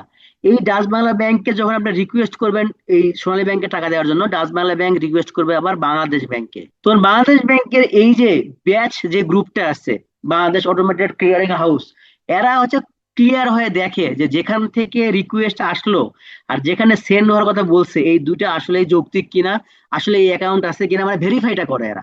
ভেরিফাই করা হলে অটোমেটিক্যালি কনফার্মেশন পেয়ে যায় এবং এই টাকাটা তখন এই সোনালী ব্যাংকের অ্যাকাউন্টে ঢুকে যায়। এই পুরো কাজটা যেহেতু অনলাইনে হয়ে যায়, এই জন্য এটাকে বলা হয় বাংলাদেশ অটোমেটেড ক্লিয়ারিং হাউস। এই সেম জিনিসটা যখন অনলাইনে না হয়ে চেকের মাধ্যমে হয়, সেটাকে বলে বিএসসিপিএস, মানে Bangladesh automated cheque processing system. এর আগেরটা কি ছিল দেখেন, বাংলাদেশ অটোমেটেড ক্লিয়ারিং হাউস, আর এটাতে কি হলো, Bangladesh automated cheque processing system. তার মানে ধরেন আপনার কাছে এই মুহূর্তে একটা চেক, যারা প্রাইভেট সেক্টরে যদি জব করেন তারা এটা আপনারা খুব ভালো বুঝবেন। প্রাইভেট সেক্টরে কিন্তু অলওয়েজ আপনাকে কিন্তু পে চেক দেওয়া হয়। ধরেন আপনাকে হচ্ছে এমন একটা ধরেন ধরেন ডিবিবিএল এরই একটা পে চেক আপনাকে দিল, কিন্তু আপনার হচ্ছে ডিবিবিএল এ অ্যাকাউন্ট নাই। তাহলে আপনি এই চেকটা নিয়ে গিয়ে কি করবেন, ধর আপনার যে অ্যাকাউন্টে, ধর আপনার ইবিএল এ অ্যাকাউন্ট আছে, আপনি ইবিএল এ এই চেকটা হচ্ছে জমা দিবেন। তাহলে কি করবে ইবিএল, এই অটোমেটিক্যালি এই যে বিএসসিপিএস পলিসির মাধ্যমে সে এই চেক প্রসেসিং করে এই ডিবিবিএল এর যে টাকাটা সেটা আপনার ইবিএল এ পাঠিয়ে দিবে। যদি সরাসরি অনলাইনে অ্যাকাউন্ট টু অ্যাকাউন্ট হয় তাহলে সেটা হচ্ছে আপনার বিএসসিএইচ, আর যদি চেকের মাধ্যমে হয় সেটাকে আমরা বলতেছি automated cheque processing system, BEFTN. আচ্ছা, আমরা এর আগে পড়ছিলাম যে টাকাটা পার হয় কিভাবে, টাকাটা ট্রান্সফার হয় তিনটা ভাগে। একটা হচ্ছে ইএফটি এর মাধ্যমে, আর একটা এনপিএসবি এর মাধ্যমে, আর একটা আরটিজিএস এর মাধ্যমে। তো ইএফটি অনেক বেশি জনপ্রিয়, বিএফটিএন এর পুনরূপ হচ্ছে, এগুলো কিন্তু ভেরি ভেরি ভেরি ইম্পর্টেন্ট, হ্যাঁ। বিইএফটিএন এর পুনরূপ হচ্ছে Bangladesh electronic fund transfer network. BEFTN এর পুনরূপ কি, Bangladesh electronic fund transfer network. সহজে মনে রাখার উপায় কি, যারা এটা ইউজ করেন তাদের তো মনে রাখতে হবেই না, কিন্তু যারা ইউজ করেন না তাদের জন্য আমি বলতেছি, বিতে বাংলাদেশ এটা মনে রাখার দরকার নেই, আপনি শুধু ইএফটি মনে রাখেন। আপনি যখন ব্যাংকে টাকা পাঠাবেন না, আপনার ওখানে বিএফটিএন লেখাও থাকবে না, থাকবে কি ইএফটি লেখা থাকবে। তো এই ইএফটির পূর্ণরূপ কি, electronic fund transfer, EFT, electronic fund transfer. আর এটার এই যে নেটওয়ার্কটা ইউজ করে, এই জন্য এটা বলা হয় নেটওয়ার্ক সিস্টেম। আরেকটা হচ্ছে এনপিএসবি। আচ্ছা, ইএফটির ইয়েটা কি, সিস্টেমটা কি? আচ্ছা, এটা পরে বলি, তিনটা একসাথে বলবো না। এনপিএসবি কি, এনপিএসবি পুনরূপ দেখেন, national payment switch Bangladesh. NPSB পুনরূপ কি, এনপিএসবি পুনরূপ হচ্ছে ন্যাশনাল পেমেন্ট সুইচ বাংলাদেশ। আমি আবার বলতেছি, এগুলো কিন্তু শুধু ব্যাংকে না, নবম গ্রেডের পরীক্ষায় খুবই আসে এগুলো। এই যে বেজা, বেবজা, বিডা, তারপরে হচ্ছে এই যে কিছুদিন আগে এনএসআই এর পরীক্ষা হলো, ডিজিএফআই এর পরীক্ষা, এগুলোতে এগুলো প্রায় আসে, তো এগুলো একটু গুরুত্ব দিয়ে পড়বেন। এনপিএসবি পুনরূপ হচ্ছে ন্যাশনাল পেমেন্ট সুইচ বাংলাদেশ। এটা এক ধরনের হচ্ছে ট্রান্সফার পলিসি। আর একটা হচ্ছে আরটিজিএস, এর পুনরূপ কি, রিয়েল টাইম গ্রস সেটেলমেন্ট, মানে হচ্ছে একদম রিয়েল টাইমই আপনার টাকাটা হচ্ছে ট্রান্সফার হয়ে যাবে। তাহলে আমরা টাকা ট্রান্সফারের কয়টা প্রসেস পেলাম, টাকা ট্রান্সফারের প্রসেস পেলাম হচ্ছে তিনটা। একটা হচ্ছে, আচ্ছা এখানে কি আর কিছু লেখা আছে? না, নাই, তাহলে এখানে বলা যাবে। একটা হচ্ছে বিইএফটিএন, একটা হচ্ছে এনপিএসবি, আর একটা হচ্ছে আরটিজিএস। এই তিনটার মধ্যে সব থেকে স্লো প্রসেস কিন্তু কোনো খরচ নাই হচ্ছে বিএফটিএন এ। আপনি যদি বিএফটিএন এর মাধ্যমে কারো কাছে যদি টাকা পাঠান, তাহলে এখানে কোনো এক্সট্রা খরচ দিতে হবে না। কিন্তু বিএফটিএন এর সমস্যা কোথায়, আপনি যদি এখন রিকোয়েস্ট করেন, এটা টাইমের উপর বেস করে হয়, হ্যাঁ। আমি যদি আপনাকে এটা বলি, ধরেন আপনি যদি 12টার আগে রিকোয়েস্ট করেন, তাহলে আপনি আপনার অ্যাকাউন্টে টাকা ঢুকবে 2টা থেকে 8টা, ওই ব্যাংকিং আওয়ারের মানে ওই ব্যাংকিং দিনের দুপুর 2টা থেকে রাত 8টার মধ্যে আপনার অ্যাকাউন্টে টাকা ঢুকবে, যদি আপনি 12টার আগে রিকোয়েস্ট করেন। কোনো কারণে যদি আপনার এটা যদি 12টা পার হয়, ধরেন আপনি 1টার দিকে যদি রিকোয়েস্ট করেন, কপাল ভালো থাকলে ওই দিন আপনার টাকা ঢুকতে পারে, আদারওয়াইজ পরের দিন 11টার মধ্যে টাকা ঢুকবে। তার মানে কি আপনার আজকেই টাকা লাগবে ভাই, আজকেই। সেখানে আপনি কি করতেছেন, একদিন ওয়েট করতে হচ্ছে। রিস্কি ব্যাপার না? এটা কিন্তু ভীষণ রিস্কি ব্যাপার। এই জন্য বিএফটিএন টা দিন দিন একটু হচ্ছে আহ, মানে অজনপ্রিয় হচ্ছে। কিন্তু তাহলে তাহলে তাহলে ইউজটা হয় না কোথায়? সব জায়গাতে হয়। কিরকম? আপনাকে যে বেতন দিবে সরকার, সরকার তো ঠেকা পড়ে না যে আপনাকে ইমিডিয়েট দিতে হবে। সরকার আপনাকে যে টাকাটা দেয় এটা হচ্ছে ইএফটির মাধ্যমে দেয়। এই কারণে সরকার যদি আপনার এগেনস্টে আজকে টাকা যদি কনফার্ম করে, আপনি বেতন পাবেন কবে? কালকে। বুঝতে পারছেন? এটা হচ্ছে পলিসি। কারণ কি, ইএফটি করলে কোনো খরচ হয় না। এবং শুধু এটা সরকারি না, যে কোনো ক্ষেত্রে এই ধরনের যেগুলোতে কোনো স্পেসিফিক এই মুহূর্তে লাগবে এমন কোনো ব্যাপার নাই, সেখানে ইএফটি ইউজ করে। তাহলে এনপিএসবি কি? এনপিএসবি এর সুবিধা হচ্ছে এটা ইনস্ট্যান্ট কাজ করে, কারণ এটা সুইচিং এর মাধ্যমে হয়। ন্যাশনাল পেমেন্ট সুইচ বাংলাদেশ, এটা এটা ইনস্ট্যান্ট হয়। এটা কিভাবে হয়? ধরেন আমি রিকোয়েস্ট করলাম, আমি ইমিডিয়েট রিকোয়েস্ট করলাম বাংলাদেশ ব্যাংকে, এবং ওইটা ইমিডিয়েট ওই ব্যাংকে আবার ট্রান্সফার করে দেওয়া হবে। তো এর জন্য তারা আবার একটা হচ্ছে 10 টাকা চার্জ কাটে। যদি এটা 10 টাকা না, এটা হচ্ছে আপনার 8.5 টাকা, আর 1.5 টাকা হচ্ছে ভ্যাট নেয় আবার সরকার। যাই হোক, এনপিএসবি তে 10 টাকা যে আপনাদেরকে চার্জ কাটবে। তো তারা তো এনপিএসবি খুবই মজার জিনিস, তাহলে এনপিএসবি করলে তো হয়ে যায়। 10 টাকার জন্য আমরা যদি ধরেন 1 লাখ টাকা যদি দিতে হয়, তাহলে তো আমি এনপিএসবি মাধ্যমে দিলাম। তো 10 টাকার জন্য যদি আমি ইনস্ট্যান্ট পাই, ধরেন 2-3 সেকেন্ডের মধ্যে পাই, খারাপ কোথায়? এনপিএসবি তো ভালো। সমস্যা আছে। সমস্যা হচ্ছে এনপিএসবি সর্বোচ্চ 3 লাখ টাকার বেশি দিতে পারে না, এবং একদিনে 5টার বেশি ট্রানজেকশন করতে পারে না। তাহলে এনপিএসবির লিমিটেশন কি? একটা ট্রানজেকশনের সর্বোচ্চ 3 লাখ। এটাও কি সর্বোচ্চ, কিন্তু সবাইকে এত তাও দিবে না। আমার অ্যাকাউন্টে আমি মনে হয় সর্বোচ্চ কত 2,40,000 টাকা আমি আমার অ্যাকাউন্ট থেকে ট্রান্সফার করতে পারি। ওটা অনেকের 1 লাখও হতে পারে, কিন্তু সর্বোচ্চ 3 লাখ দিতে পারে। এবং এটা এটা হচ্ছে কত দেখেন, আহ, দিনে হচ্ছে আপনি সর্বোচ্চ 5 বার করতে পারেন। তার মানে আপনি চাইলে দিনে সর্বোচ্চ 15 লাখ টাকাই হচ্ছে ট্রান্সফার করতে পারবেন। এখন আপনারা ধরেন আমরা আমরা হচ্ছে চুনোপুটি, আমাদের জন্য 15 লাখ টাকায় অনেক। এখন ধরেন আমরা জাস্ট ফান হিসেবেই বলতেছি, আরেফিন ভাই ধরেন এটা ইনভেস্ট করতে চাচ্ছে কোথাও একটা বড় জায়গায়। তো তা ওনার তো ধরেন যে যদি এমন হয় যে উনি আসলে 20 লাখ বা 30 লাখ টাকা যে ইনভেস্ট করতে চাচ্ছে, বা একটা ইন্ডাস্ট্রিয়াল কথা চিন্তা করেন, একটা ইন্ডাস্ট্রিয়ালিস্ট, সে তার ন্যূনতম ট্রানজাকশনও ধরেন যে 1 কোটি টাকার হয়, 2 কোটি টাকার হয়, 10 কোটি টাকার হয়। তো সে কি এনপিএসবি করতে পারবে? সে তো পারবে না। তাহলে কি হবে? এই ঝামেলাটা মেটানোর জন্যই দরকার হয় হচ্ছে আরটিজিএস, এটাকে বলে real time gross settlement. RTGS এ কস্টিংটা অনেক বেশি। আম, আমার এক্স্যাক্টলি এই মুহূর্তে মনে নাই, প্রায় কিন্তু পার লাখে মনে হয় 63 টাকার মতো কাটে। কিন্তু এই আরটিজিএস এর সুবিধা হচ্ছে যত টাকাই হোক, আপনি 500 কোটি টাকা পাঠাতে যাচ্ছেন, আপনি 500 কোটি টাকায় পাঠাতে পারবেন, এবং লিগ্যাল ওয়েতে। হ্যাঁ, এই কারণে আরটিজিএস টা হচ্ছে আবার খুব জনপ্রিয়। এবং এই ইএফটি এরও এই ঝামেলা থাকতেছে না। এই কারণে ব্যবসায়িক আসপেক্ট থেকে আরটিজিএস সবাই বেশি, অনেক বেশি হচ্ছে প্রায়োরিটি। এবং আরটিজিএস এর একটা বড় সুবিধা হচ্ছে, আরটিজিএস এর যে ডকুমেন্টেশন সেটা সরাসরি বাংলাদেশ ব্যাংক যেহেতু নিয়ন্ত্রণ করে, বাংলাদেশ ব্যাংকে স্বচ্ছতা থাকার সুযোগ থাকে।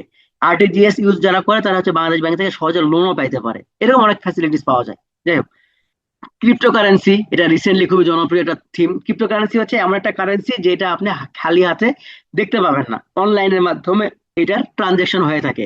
পলিসিটা কি? এটা মূলত ব্লক চেইন টেকনোলজির উপর বেস করে তৈরি হয়েছে। এটা হচ্ছে অনলাইন বেজ একটা হচ্ছে ট্রানজেকশন হয়, এবং অনেক সিকিউর ওয়েতে হয়। তো এটা হচ্ছে ক্রিপ্টোকারেন্সি। কল মানি। কল মানি জিনিসটা কি? কল মানি জিনিসটা খুব ইন্টারেস্টিং। হ্যাঁ, এটা হচ্ছে ধরেন আপনি ব্যাংকে 1 কোটি টাকা রাখছেন ব্যাংকে। এখন আপনি ব্যাংকে বলছেন যে হচ্ছে আপনি 1 বছরের জন্য রাখছেন, 1 বছরের জন্য রাখছেন। তো সাবেক ব্যাংক শিওর হয়ে গেছে যে আপনি 1 বছর এই টাকা নিবেন না। সো এই 1 কোটি টাকা ব্যাংক বিভিন্ন জায়গাতে লোন দিচ্ছে, লোন দিয়ে খাটায় হচ্ছে তারা হচ্ছে ইনকাম করতেছে। সামহাও কোন একটা ইস্যুতে আপনি 6 মাস পরে এসে বলতেছেন, ভাই আমি বিশাল বিপদে পড়ছি, আমাকে এখনই টাকাটা দিয়ে দিতে হবে। ব্যাংক তো বিপদে পড়ে যাবে। ব্যাংক তো আপনার টাকা অলরেডি বিভিন্ন জায়গায় খাটায় রাখছে, ব্যাংক তো টাকা পাচ্ছে না। এই যে ইমিডিয়েট একটা সাপোর্ট নেওয়ার জন্য ব্যাংক যখন অন্য কোনো ব্যাংকের কাছে হাত পাতে, যেটা বুঝছেন কিনা, যে একটা ইমিডিয়েট সমস্যা আসলো যে এই মুহূর্তে ব্যাংকের এখন 10 কোটি টাকা বা অল্পই ধরি, ধরেন যে 30 লাখ টাকা লাগবে, কিন্তু সেই টাকাটা এই মুহূর্তে ওই ব্যাংকে নাই। ওই ইমিডিয়েট ওই সময়ে ব্যাংক যখন আরেকটা ব্যাংক থেকে যখন ধার নেয়, এটা সচরাচর একদিনের জন্য হয়। হ্যাঁ, একদিন, 1 ডে। বা ম্যাক্সিমাম 14 দিনের জন্য হতে পারে, বাট নর্মালি একদিনের জন্যই হয়। এই একদিনের জন্য যদি কেউ লোন নেয় সেটাকে বলে কল মানি, এবং এটা কিন্তু কোনো ব্যক্তি নিতে পারবে না, এটা অলওয়েজ ব্যাংক টু ব্যাংক হয়, একটা ব্যাংক আর একটা ব্যাংকে নেয়। এবং এই যে এমনি এমনি কিন্তু ব্যাংক ধার দিবে না, ব্যাংক তো প্রফিটেবল প্রতিষ্ঠান, তারা লাভ করবে না।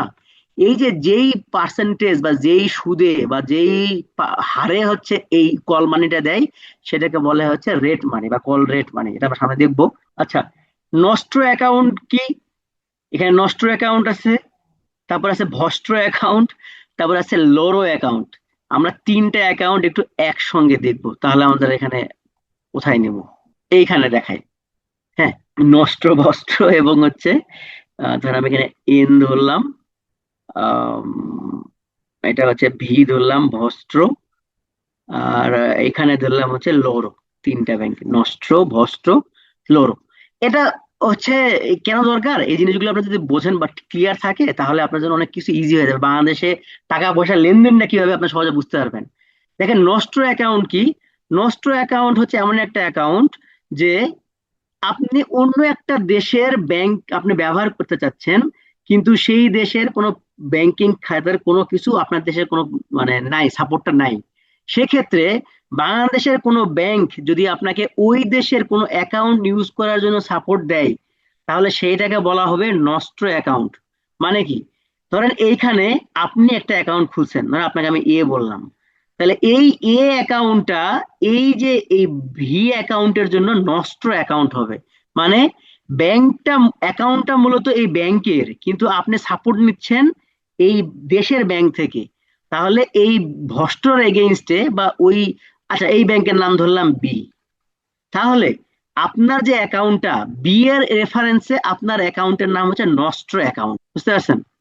আর এই যে আপনাকে যে এরা যে সাপোর্টটা দিচ্ছে, সেই সাপোর্টটার ওরা কিভাবে রাখতেছে, ওদের কাছে তথ্য রাখতেছে কিভাবে? এরা যখন খালি চোখে আপনাকে দেখতেছে, আপনার ওই অ্যাকাউন্টটাকে এরা নামকরণ করতেছে ভস্ট্র অ্যাকাউন্ট হিসেবে। তাহলে বোঝেন, অ্যাকাউন্ট কিন্তু একই জিনিস, একই অ্যাকাউন্টেই ট্রানজাকশন বা সিস্টেমটা চলতেছে। সেই অ্যাকাউন্টটা আপনি যখন এখান থেকে মানে বাংলাদেশ ব্যাংক, আমি এখান থেকে ধরি, ধরেন আপনি ধরেন ইবিএল ধরলাম, এখানে ইবিএল ধরলাম, আর এখানে ধরলাম মনে করেন জার্মান ব্যাংক, জার্মান ব্যাংক।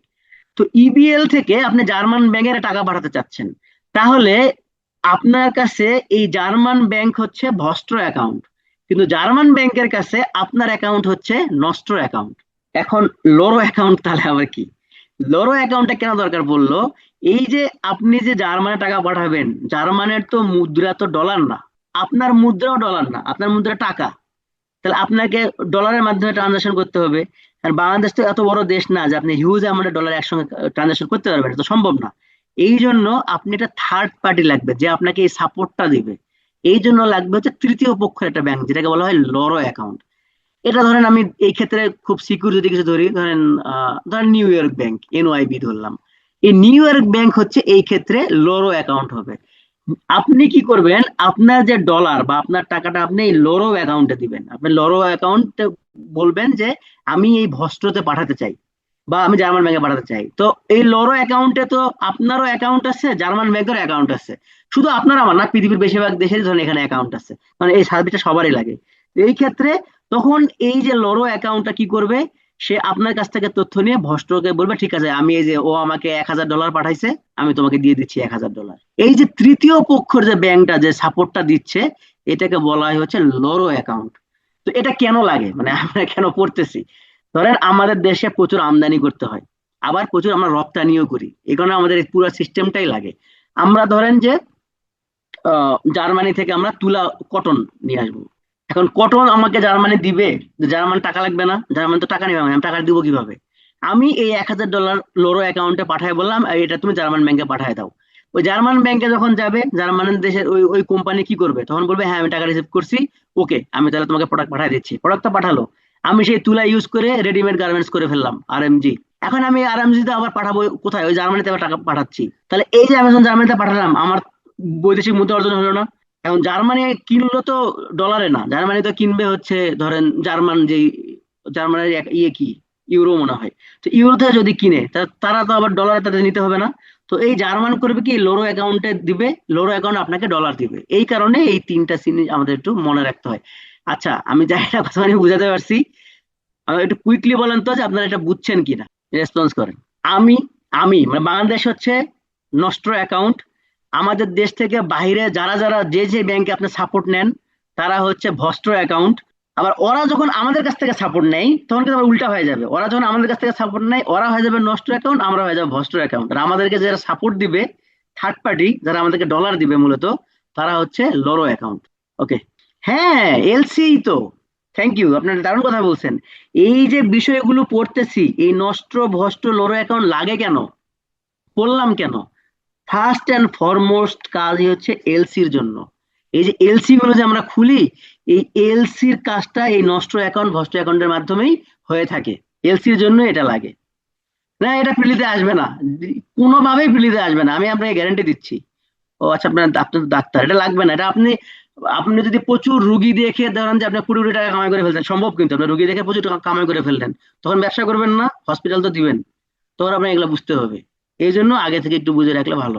ওকে, নষ্ট ভষ্ট বাদ, এগুলো থেকে আমরা বেরো যাচ্ছে। ব্যাংক রেট, ব্যাংক রেট ব্যাপারটা হচ্ছে যে বাংলাদেশ ব্যাংক যখন হচ্ছে অন্যান্য ব্যাংকে হচ্ছে লোন দেয়, সেটাকে বলা হয় ব্যাংক রেট। মানে বাংলাদেশ ব্যাংক, ধরেন Sonali bank, Dutch Bangla bank, EBL bank, যে কোনো ব্যাংকে যে যে লোনটা দেয়, এটাকে বলা হয় ব্যাংক রেট। তো ব্যাংক রেট বর্তমানে হচ্ছে 4%। এই কারণেই কিন্তু সবার ব্যাংকে জয়েন করার খুবই ইচ্ছা, কারণ এই ব্যাংক রেট দুইজনের কাছেই দেওয়া হয়, একটা হচ্ছে অন্যান্য ব্যাংকে, আর একটা হচ্ছে ওই ব্যাংকে যারা জব করে তাদেরকে। এই কারণেই আপনারা যদি ব্যাংকে জব করেন, আপনারা যত টাকাই লোন করেন না কেন আপনাদের মাত্র 4% সুদ দিতে হবে। এটা খুবই মজার বিষয় ব্যাংকারদের জন্য। তো ব্যাংক রেট হচ্ছে বর্তমানে দেখেন কারেন্ট রেট বাংলাদেশে হচ্ছে 4%। অথচ এখন কিন্তু নিত্য নৈমিত্তিক রেটই হচ্ছে বাংলাদেশে অলমোস্ট কত, 11%-এর মতো। আর আপনি দেবেন মাত্র 4 টাকা। রেপো রেট, রেপো রেটটাও খুবই জনপ্রিয়। রেপো রেটটা আলাদাভাবে কেন জানতে হবে? ব্যাংক রেটটা হচ্ছে ইমিডিয়েট দেওয়া যায়, ব্যাংক সরাসরি তার আন্ডারে যে ব্যাংক গুলো আছে, সরি বাংলাদেশ ব্যাংক, তার আন্ডারের ব্যাংকে দিবে। বাট রেপো রেট যেটা, এইটা ডিপেন্ড করে হচ্ছে সে সরাসরি দিচ্ছে না, তাকে একটা সিকিউরিটি মানি দিতে হয়। মানে আপনি যেমন লোন নিতে গেলে আপনাকে কি করতে হবে বাংলাদেশে, আপনি যেই ব্যাংকে যান না কেন, আপনি যেটা লোন নিতে চান, আপনাকে অ্যাসেট হিসাবে আইদার আপনাকে ল্যান্ড দিতে হবে, বা হাউস, বাড়ি দিতে হবে, অথবা আপনার জব, আপনার জবও কিন্তু একটা সিকিউরিটি হতে পারে। সেক্ষেত্রে এটাকে কি বলে, স্যালারি অ্যাকাউন্ট, স্যালারি অ্যাকাউন্টের এগেনস্টে হচ্ছে আপনাকে লোন দিতে পারে। এইগুলো কোনো একটাও যদি আপনি ব্যাংককে না দিতে পারেন, কোনো ব্যাংক আপনি পাবেন না যে আপনাকে লোন দিবে। হ্যাঁ দিবে, যদি আপনি কয়েক হাজার কোটি টাকার আবার মালিক হন, তাহলে আবার আপনি চাইলেই আপনাকে এমনি 500 কোটি টাকা দিয়ে দিবে, কোনো সমস্যা নেই। কিন্তু আপনি যদি আমার মতো যদু মধু হন, তাহলে অবশ্যই আপনাকে কিছু না কিছু এরকম থাকতে হবে, তাহলেই একমাত্র আপনাকে লোন দিবে। তো এই যে একটা সিকিউরিটি রেখে যে লোন নেওয়ার যে সিস্টেমটা, এইটা রেগুলার ব্যাংক আবার বাংলাদেশ ব্যাংক থেকে এভাবে নিতে পারে। তো ওই রেটটাকে বলা হয় রেপো রেট। কিরকম? ধরেন যে এই যে আপনার আমার কাছ থেকে একটা ব্যাংক, ধরেন আমরা ইউসিবি ধরলাম, এবার অনেক ডিবি বলতে বারবার বলতেছি। ইউসিবি আপনি আমার কাছ থেকে ধরেন যে বিভিন্ন সময় বন্ড কিনছে, স্টক কিনছে, তারপরে হচ্ছে আহ, এই যে আমরা এফডিআর করি, এগুলা করে ধরেন যে ধরেন যে 500 কোটি টাকার মতো হচ্ছে স্টক আছে। টাকা নাই কিন্তু, হ্যাঁ টাকা নাই, স্টক আছে, বা বন্ড আছে, যে কাগজগুলো আছে, বা জমি আছে, এই যে ল্যান্ড গুলো আছে, এই বাড়িগুলো আছে, এই বাড়ি জমি এগুলো তখন এই ইউসিবি করবে কি, বাংলাদেশ ব্যাংকে দিবে সিকিউরিটি হিসেবে, দিয়ে বাংলাদেশের ব্যাংকের কাছ থেকে আবার একটা লোন নিবে। এই যে লোনটা, এটাকে বলা হয় রেপো রেট।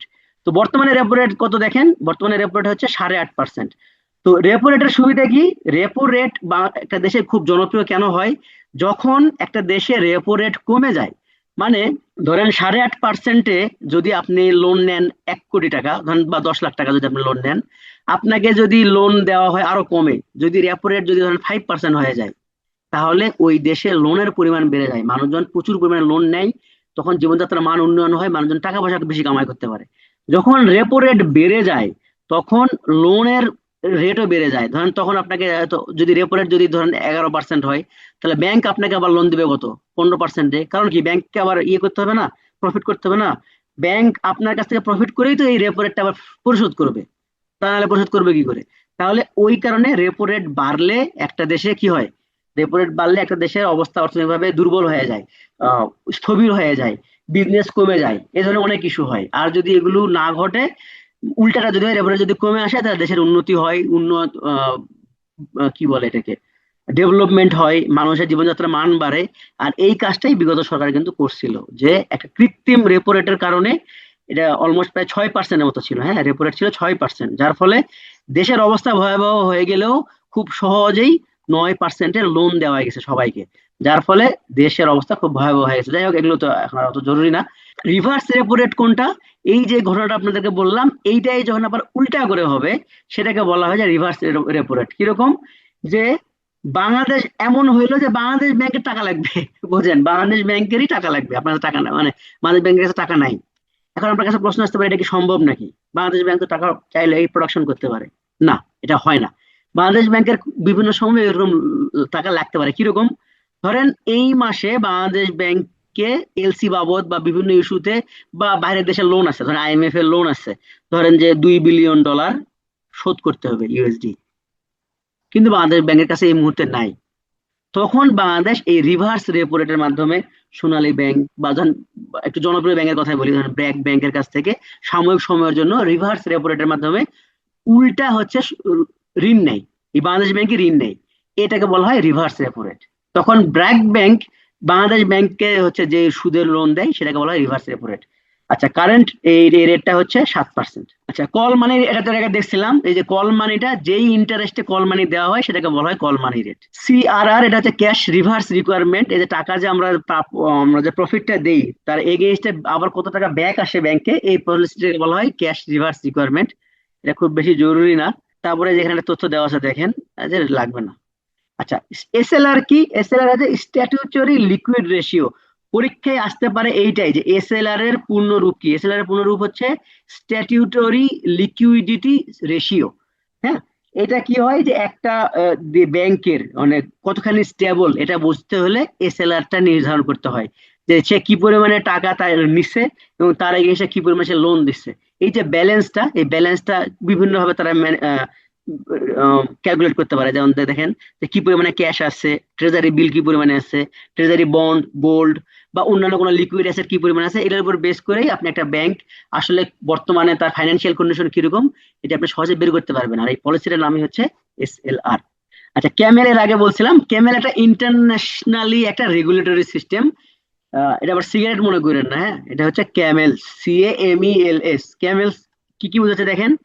সিতে হচ্ছে ক্যাপিটাল অ্যাডিকুয়েসি, এতে অ্যাসেট কোয়ালিটি, এমতে ম্যানেজমেন্ট, ইতে আর্নিং ক্যাপাসিটি, এলতে লিকুইডিটি, এসতে সেন্সিটিভিটি অফ মার্কেট। এই এতগুলো টার্মের উপর বেস করেই এই ইন্টারন্যাশনাল প্রতিষ্ঠানগুলো হচ্ছে একটা দেশের ব্যাংকিং অবস্থাকে হচ্ছে মার্কিং করে, এবং সেই মার্কিং এর বেস করে বাইরের দেশে এই যে আমরা বলি না যে এফডিআই যে আসে, এই একটা দেশ আসলে এফডিআই করবে কিনা, বা একটা বাইরের দেশের প্রতিষ্ঠান একটা দেশে এফডিআই করবে কিনা, তারা ডিসিশনটা নেয় কিভাবে? তারা এই যে ক্যামেল রিপোর্ট দেখে। তারা ক্যামেল রিপোর্ট দেখে যদি শিওর হয় যে না, এই দেশে আসলে এই মুহূর্তে ডেভেলপমেন্ট, সরি, একটু ইনভেস্ট করা যায়, তাহলে তারা ইনভেস্ট করে। আর যদি এই ক্যামেলের যদি অবস্থা ভালো না হয়, তারা কিন্তু ইনভেস্ট করে না। তো এই কারণে এটা হচ্ছে একটা অডিটরি টার্মের মতো, যেটা হচ্ছে মূলত বাংলাদেশের বা যে কোনো একটা দেশের ফাইন্যান্সিয়াল স্টেবিলিটি হচ্ছে শো করে। এই যে ক্যামেল রেটিং দেখেন, ব্যাংকিং আর্থিক প্রতিষ্ঠানের দায় দেনা সম্পদ এগুলো বিভিন্ন ইস্যুর উপর বেস করে ব্যাংকগুলোকে মূলত 5 ভাগে ভাগ করা যায়, ABCDE এইভাবে। আচ্ছা, বাংলাদেশে মাস্টার কার্ড প্রথম চালু করে কে? ন্যাশনাল ব্যাংক এবং স্ট্যান্ডার্ড চার্টার্ড ব্যাংক। তাহলে বাংলাদেশে যে কোনোটাই আসতে পারে পরীক্ষা, হ্যাঁ, যেটা থাকবে কে অপশনে আপনি সেটাই হচ্ছে মার্ক করবেন। তাহলে বাংলাদেশে মাস্টার কার্ড চালু করে প্রথম কে? ন্যাশনাল ব্যাংক এবং স্ট্যান্ডার্ড চার্টার্ড ব্যাংক। আচ্ছা, বর্তমানে মোবাইল ফাইন্যান্সিয়াল সার্ভিস দিচ্ছে কয়টা? 13টি। 13টি প্রতিষ্ঠান মোবাইল ফাইন্যান্সিয়াল সার্ভিস দিচ্ছে। প্রথম মোবাইল ব্যাংকিং সার্ভিসটা কে দিয়েছিল? ডাচ বাংলা ব্যাংক, যেটার বর্তমান নাম রকেট। শুরুতে কিন্তু রকেট ছিল না, শুরুতে নামটা ছিল হচ্ছে Dutch Bangla bank, sorry, Dutch Bangla mobile banking limited ছিল, হ্যাঁ। পরবর্তীতে যখন বিকাশ খোলা হয়, তখন ওরাও সরি নাম চেঞ্জ করে রকেট করে ফেলে। আচ্ছা, বিকাশ হচ্ছে কোন ব্যাংকের জয়েন্ট ভেঞ্চার হিসেবে কাজ করে? বিকাশ হচ্ছে ব্র্যাক ব্যাংকের জয়েন্ট ভেঞ্চার হিসেবে কাজ করে। ব্যাংক বহির্ভূত প্রতিষ্ঠান হচ্ছে 35টি। আচ্ছা, ব্যাংক বহির্ভূত অনেকেই চলে গেছেন, আমাকে একটু বলেন তো, ব্যাংক বহির্ভূত প্রতিষ্ঠান দু একটা করে এক্সাম্পল দেন তো, দেখি কয়জন কি কি বলেন। ব্যাংক বহির্ভূত প্রতিষ্ঠান, লঙ্কা বাংলা, এটা আইডিএলসি বলতে চাইছেন না? হ্যাঁ, আইডিএলসি হচ্ছে একটা অ্যাকচুয়াল তথ্য দিল, মানে এটা অনেক জনপ্রিয় ব্যাংক। সে ব্যাংক তো না, ফাইন্যান্সিয়াল ইনস্টিটিউশন। আইপিডিসি কে বললেন না, আইডিএলসি বললেন, আইপিডিসি তো বলবেন। ওকে, না মানিগ্রামকে বলা যাবে না, ওটা একটা সিস্টেম পলিসি। ওকে, শেষের দিকে যেহেতু চলে আসছি। আচ্ছা হ্যাঁ, আসলে আই এম রিয়েলি সরি, অনেক ডেটা আপডেট নাই, এটা একটা বড় কারণ হচ্ছে এই স্লাইডটা হচ্ছে শাহরিয়ার ভাই আমাকে হচ্ছে প্রোভাইড করছে। হ্যাঁ, সন্ধ্যার দিকে না, সরি, বিকেলের দিকে উনি আমাকে এটা দিচ্ছেন, যে বলছেন যে উনি সাডেনলি একটা ইস্যুতে পড়ে গেছেন, যার ফলে মানে আমাকে সেশনটা নিতে হচ্ছে, যার ফলে আমি যে একটু ক্রস চেক করে আবার এগুলোকে আপডেট করব, মানে অতখানি টাইম আমি দিতে পারিনি। আমি ভাইয়াকে জানাই দিব। সো হোপফুলি ইনশাল্লাহ উনি আপডেট করে আপনাদেরকে দিবে। তো নো ওয়ারিস। এখানে এমএফএস এর একটা লিস্ট দেওয়া আছে, আপনাদের টাইম ওয়েস্ট করার দরকার নেই, এটা পড়বেন না। এগুলো দরকার নাই, না না, আরো আছে, আর কিছু, আরো সামান্য কিছু আছে আর কি। এইটা একটু লাগবে, এই চ্যাপ্টারটা একটু কি বলে, এই স্লাইডটা একটু লাগবে। দেখেন, বেসরকারি ব্যাংক, মানে প্রথম বেসরকারি ব্যাংক কোনটা? আরব বাংলাদেশ ব্যাংক। বাঙালি মালিকানা ভিত্তিক ব্যাংক কোনটা? The eastern mercantile bank. তারপরে হচ্ছে বিরাষ্ট্রীয়করণকৃত ব্যাংক কোনটা? উত্তরা ব্যাংক। তার মানে কি, আগে রাষ্ট্রীয় ব্যাংক ছিল, পরে এটাকে বিরাষ্ট্রীয়করণ করা হয়েছে। বিদেশি ব্যাংক কোনটা? Standard chartered bank. Ready cash card চালু করে কে? জনতা ব্যাংক। বাকিগুলো অত বেশি জরুরি না। রাষ্ট্রায়ত্ত ব্যাংক পুঁজিবাজারে তালিকাভুক্ত হচ্ছে। আচ্ছা, রাষ্ট্রায়ত্ত ব্যাংক হওয়া সত্ত্বেও পুঁজিবাজারে একমাত্র ব্যাংক আছে হচ্ছে রূপালী ব্যাংক। এই কয়টাই মোটামুটি জনপ্রিয়, আর দরকার নাই। আচ্ছা, এখন আমরা একটু টাকা পয়সা সম্পর্কে একটু দেখবো, খুবই ছোট্ট অংশ। উপমহাদেশে টাকা ব্যবস্থা প্রথম চালু করেন হচ্ছে লর্ড ক্যানিং। কবে? 1857 সালে। তাহলে উপমহাদেশে প্রথম কাগজের মধ্যে চালু করেন কে? লর্ড ক্যানিং, 1857 সালে। আর বাংলাদেশে প্রথম কাগজের মধ্যে চালু হয় 1972 সালের 4 মার্চ। এবং দুইটা কাগজের মুদ্রা ছিল, একটা হচ্ছে 1 টাকা, একটা হচ্ছে 100 টাকা। সামনে হয়তো আমরা পাবো। প্রথম ধাতব মুদ্রা চালু হয় 1973 সালে। তাহলে বাংলাদেশের প্রথম ধাতব মুদ্রা চালু হয় কবে? 1973 সালে। আর কাগজের নোট প্রথম চালু হয় কবে? 1972 সালের 4 মার্চ। দেখেন, প্রথম যে দুটো কাগজের নোট, একটা হচ্ছে 100 টাকা, একটা হচ্ছে এই 1 টাকা নোট এখানে দেয়নি, একটা হচ্ছে 1 টাকা, একটা হচ্ছে 100 টাকা। নোট হচ্ছে দুই রকম, একটা হচ্ছে সরকারি নোট, হচ্ছে ব্যাংক নোট। সরকারি নোট বলতে যেগুলো সরাসরি সরকার হচ্ছে যে নোটগুলো হচ্ছে রিলিজ করে, এবং যেই নোটগুলোতে সচরাচর আহ, অর্থ মন্ত্রণালয় বা অর্থ সচিবের হচ্ছে সাইন থাকে। আর ব্যাংক নোট হচ্ছে কোনগুলো? যেখানে হচ্ছে বাংলাদেশ ব্যাংকের গভর্নরের সাইন থাকে। তো দেখেন, এই যে অর্থ সচিবের সাইন থাকে। বাংলাদেশের বর্তমানে সরকারি নোট হচ্ছে মাত্র তিনটা: 1 টাকা, 2 টাকা এবং 5 টাকা। এই তিনটা হচ্ছে বাংলাদেশের বর্তমানে সরকারি নোট। এছাড়া বাকি যত নোট আছে সবই হচ্ছে বাংলাদেশ ব্যাংকের মাধ্যমে বা বেসরকারি নোট বলা হয়। আচ্ছা, এই সরকারি নোটে সাইন থাকে হচ্ছে অর্থ সচিবের, হ্যাঁ। আর ব্যাংক নোট যেগুলো যেগুলো বাংলাদেশ ব্যাংকের গভর্নরের সাইন থাকে। বর্তমানে ব্যাংক নোট হচ্ছে 7টি। এটা কিন্তু পরীক্ষায় আসতে পারে যে ব্যাংক নোট কয়টা। ব্যাংক নোট হচ্ছে 7টি। আর সরকারি নোট কয়টি? সরকারি নোট হচ্ছে 3টি। আচ্ছা, বীমা। বীমা প্রতিষ্ঠানের ক্ষেত্রে প্রতিকৃত হচ্ছে ক্ষুদা বক্স। বীমা দিবস হচ্ছে 1 মার্চ। এটা লাগবে না, আপনারা শুধু দিবসটা একটু মনে রাখতে পারেন। বীমা দিবস হচ্ছে 1 মার্চ। কেন? এটা জরুরি না। আইডিআরএ পূর্ণরূপ কি? Insurance development regulatory authority. এটার পূর্ণরূপটাই লাগবে। আইডিআর এর পূর্ণরূপ কি? Insurance development and regulatory authority. আচ্ছা, সরি, বিআইএ এটা হচ্ছে বাংলাদেশ ইন্স্যুরেন্স একাডেমি, মানে এখানে ইন্স্যুরেন্স পলিসি নিয়ে হচ্ছে স্টাডি করানো হয়। বীমা খাত হচ্ছে অর্থ মন্ত্রণালয়ের অধীনে অবস্থিত। আহ, এটা হচ্ছে, আচ্ছা, বাংলাদেশের একমাত্র সরকারি বীমা প্রতিষ্ঠান হচ্ছে বাংলাদেশ ইন্স্যুরেন্স একাডেমি। এটা অলরেডি দেখছি। বাংলাদেশের মোট বীমা কোম্পানি হচ্ছে 81টি। এর মধ্যে আবার লাইফ ইন্স্যুরেন্স আছে আর সাধারণ বীমা আছে। লাইফ ইন্স্যুরেন্স হচ্ছে 35টি, হ্যাঁ। জীবন বীমা কোম্পানি হচ্ছে 35টি। আর সাধারণ বীমা কোম্পানি হচ্ছে 46টি। তো এই জীবন বীমার মধ্যে আবার একটা আছে হচ্ছে সরকারি, আর বাকি 34টাই হচ্ছে বেসরকারি। এই যে লেখা আছে, সরি, এই যে লেখা আছে জীবন বীমার মধ্যে একটা সরকারি আর 34টা হচ্ছে বেসরকারি। আবার এই 46 সাধারণ বীমার মধ্যেও একটা সরকারি আর 45টা হচ্ছে বেসরকারি। এই যে, তো এই একটা যেটা সাধারণ, সেটার নামও আবার সাধারণ বীমা কর্পোরেশন, হ্যাঁ। আর এই জীবন, এই এখানে যেটা হচ্ছে একটা, আচ্ছা, সেটা হচ্ছে এই যে দেখেন জীবন বীমা কর্পোরেশন, যে দুটো সরকারি, এটা একটা নাম হচ্ছে জীবন বীমা কর্পোরেশন, এটার নাম হচ্ছে সাধারণ বীমা কর্পোরেশন। এগুলোতে কিন্তু পরীক্ষা হয় প্রায় প্রায়।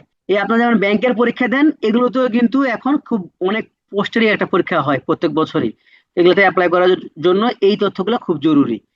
আচ্ছা, বাংলাদেশে একমাত্র বিদেশি বীমা কোম্পানির নাম হচ্ছে মেট লাইফ। এটা মনে হয় হচ্ছে অ্যালিকোর, তাই না? আমি ভুলে গেছি, এই মুহূর্তে মনে পড়তেছে না। এই মেট লাইফ ইন্স্যুরেন্স হচ্ছে খুবই খুবই খুবই জনপ্রিয়। আপনি যদি প্রাইভেট সেক্টরে জব করেন তাহলে বুঝবেন যে ব্যাংকে এসে এসে এরা বসে থাকে, এবং এদের যে এজেন্টরা, এরা কিন্তু খুবই ডিসেন্ট টাইপের লোক হয়। পিছনে একটা দেখবেন সাদা শার্ট, কালো প্যান্ট এবং হচ্ছে একটা কালো ব্যাগ নিয়ে ঘুরে বেড়ায়, এবং অলওয়েজ তারা হচ্ছে ট্রাই করে যায় হচ্ছে এই ইন্স্যুরেন্স পলিসি সেল করার জন্য। এরপর হচ্ছে শেয়ার মার্কেট। শেয়ার মার্কেট হচ্ছে ক্যাপিটাল মার্কেট। এটা হচ্ছে এমন সরাসরি হচ্ছে, আচ্ছা ক্যাপিটাল মার্কেট কেন বলা হয়, এটা হচ্ছে পুঁজি মার্কেট। মানে আপনি আমি যে টাকাগুলো ঘরের মধ্যে রেখে দিই, সেই টাকাটা ঘরে না রেখে যদি আমরা কোথাও ইনভেস্ট করতে পারি, যাতে করে আমরা প্রফিট লাভ করতে পারি, এই পলিসিটা আবিষ্কার করার মাধ্যমটাই হচ্ছে ক্যাপিটাল মার্কেট। তো এটা বাংলাদেশের নিয়ন্ত্রণ করে কে? বাংলাদেশ সিকিউরিটি এক্সচেঞ্জ কমিশন বা বিএসইসি। যে Bangladesh security and exchange commission, এই বিএসইসির আন্ডারে আবার দুইটা কমিশন আছে, একটা হচ্ছে ডিএসই আর একটা হচ্ছে সিএসসি। এটা হচ্ছে ঢাকা স্টক এক্সচেঞ্জ, আর এটা হচ্ছে um, Chattogram stock exchange. Dhaka stock এক্সচেঞ্জটা হচ্ছে নিকুঞ্জতে, চট্টগ্রাম একটা কোথায় আমি জানি না, কিন্তু ডিএসসি তে গেছি, আমি দেখছি। এটা হচ্ছে 1954 সালে হচ্ছে এটা চালু হয়। এটা এইগুলো লাগবে না, এই ডেট গুলো বাদ দেন। শুধু এটা মনে রাখেন, ডিএসসি মানে ঢাকা স্টক এক্সচেঞ্জ, আর সিএসসি মানে চিটাগাং স্টক এক্সচেঞ্জ। ওটিসি আপনাদের লাগবে না। সিডিবিএল হচ্ছে এই যে স্টক এক্সচেঞ্জ গুলোর কথা বলতেছি, তারা কিভাবে কাজ করে। সেন্ট্রাল ডিপোজিটরি বাংলাদেশ লিমিটেড, এই যে প্রতিষ্ঠানটা, তারাই মূলত এই পুরো এই যে শেয়ার মার্কেট যেটা আছে, এইটার ডকুমেন্টেশন যে কাজগুলো, এগুলো সবই হচ্ছে এই সিডিবিএল হচ্ছে নিয়ন্ত্রণ করে। কি কি দেখেন, তারা স্টক সেটেলমেন্ট করে, স্টক ট্রান্সফার করে, ডিমেটালাইজেশন করে। ডিমেটালাইজেশন মানে কি? আপনার স্টককে টাকা বানায় ফেলে। আপনি বিও অ্যাকাউন্ট খুলবেন, বিও ওপেন করবেন, এগুলো সবই হচ্ছে সিডিবিএল এর মাধ্যমে করা হয়। আচ্ছা, বিও অ্যাকাউন্ট কি? এই যে আপনারা কেউ যদি শেয়ার মার্কেটে বিজনেস করতে চান বা শেয়ার মার্কেটে যদি ইনভেস্ট করতে চান, ট্রেডিং করতে চান, তাহলে আপনাদের মাস্ট যেটা লাগবে, একটা বিও অ্যাকাউন্ট লাগবে। তো আপনারা তো এই মুহূর্তে স্টাডির মুডে আছেন, আপনারা স্টাডি করেন, ক্যাডার হন। ক্যাডার হওয়ার পরে আরএফএন ভাই কিন্তু এই শেয়ার মার্কেটের উপরে কিন্তু অনেক বেশি ওনার ওনার নিজেরও ভালো লাগে, ইনফ্যাক্ট আমারও ভালো লাগে, আমিও শেয়ার মার্কেটে অনেক ভালোভাবে ইনভলভ আছি। তো এটা একটা খুব ইন্টারেস্টিং জায়গা। তো যখন আপনি প্রচুর কামাই করবেন, অন্তত মাসে যদি 5,000 টাকাও এমন থাকে যে কোথায় ইনভেস্ট করবেন বুঝতে পারতেছেন না, তো welcome to P2A। Against for that purpose একটা আলাদা গ্রুপই আছে আমাদের, যেখানে এই ইনভেস্টমেন্ট পলিসি নিয়ে ডিসকাস করা হয়। বা এখন যদি কেউ এরকম থাকেন প্রাইভেট সেক্টরে, যার কাছে টাকা আছে কিন্তু আপনি বুঝতে পারতেছেন না যে এই মুহূর্তে টাকা ইনভেস্ট করবেন কিভাবে, আপনারা গ্রুপে নক দিতে পারেন, ভ্যাগও দিতে পারেন। সেই গ্রুপে আপনাদেরকে ইনভলভ করে দেওয়া হবে। বিও অ্যাকাউন্ট খুলে আপনারা স্টক এক্সচেঞ্জের এই কাজগুলো করতে পারবেন।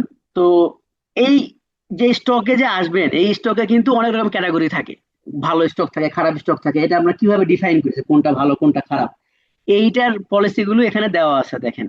এই যারা যারা হচ্ছে প্রতি বছরই অ্যানুয়াল মিটিং করে এবং ডিভিডেন্ড 10%। ডিভিডেন্ড কি? ডিভিডেন্ড মানে হচ্ছে লভ্যাংশ। ডিভিডেন্ড মানে হচ্ছে লভ্যাংশ। তো এই যে কোম্পানিগুলো বছরে 10%-এর বেশি লভ্যাংশ দেয় এবং বাৎসরিক অ্যানুয়াল জেনারেল মিটিং করে, তাদেরকে এ ক্যাটাগরি শেয়ার বলে, এবং এগুলো আসলে খুবই ভালো শেয়ার। বি ক্যাটাগরি কোনগুলো? যারা এ ক্যাটাগরির কাছাকাছি কিন্তু ডিভিডেন্ড একটু কম দেয়, 10%-এর একটু কম দেয়, তাদেরকে হচ্ছে বি ক্যাটাগরি শেয়ার বলে। জেড ক্যাটাগরি মানে যারা অ্যানুয়াল জেনারেল মিটিংও ঠিক মতো করে না, ডিভিডেন্ডও ঠিক মতো দেয় না, এই শেয়ারটাই সব থেকে বেশি। আপনারা যে এই যে বিভিন্ন সময় স্ক্যামের গল্প শোনেন না, এই স্ক্যাম গুলো সচরাচর এই এ এবং বি তে হয় না, কারণ এগুলো অনেক সিকিউর স্টক। কিন্তু এই জেড ক্যাটাগরি গুলো, যারা যেগুলো জেনারেল মিটিং হয় না, এখনো ডিভিডেন্ড দেয় না, এমনও আছে কোম্পানি বলে কিছু নাই বা হচ্ছে ফ্যাক্টরি বলে কিছু নাই, কিন্তু ফ্যাক্টরির নাম করে আপনার কাছে টাকা নিচ্ছে, এই সবই হচ্ছে এই জেড ক্যাটাগরি শেয়ার গুলোতে মূলত হয়ে থাকে। জি ক্যাটাগরি কোনগুলো? জি কোন ক্যাটাগরি যেটা হচ্ছে শেয়ার মার্কেটে আসতে চাচ্ছে কিন্তু এখনো এনলিস্টেড হয়নি, এটাকে বলা হয় জি ক্যাটাগরি শেয়ার। আর এন ক্যাটাগরি শেয়ার কোনটা? যারা নতুন নতুন এনলিস্টেড হয়েছে, যেমন এই যে এই মুহূর্তে ক্রাফটসম্যান নামে একটা শেয়ার আছে, যারা নতুন নতুন এনলিস্টেড হয়েছে, এরকম শেয়ার গুলোকে বলা হয় নিউলি লিস্টেড কোম্পানি বা এন ক্যাটাগরি শেয়ার। এরা এখনো পর্যন্ত অ্যানুয়াল জেনারেল মিটিং করতে পারেনি, হয়তো সামনে করবে। বিআইসিএম এর পুরো হচ্ছে Bangladesh institute of capital market. মানে এই যে ক্যাপিটাল মার্কেট সম্পর্কে যারা নলেজ শেয়ার করে, এক্সচেঞ্জ করে, গ্যাদার করে, শেখায়, এই প্রতিষ্ঠানটার নামই হচ্ছে Bangladesh institute of capital market.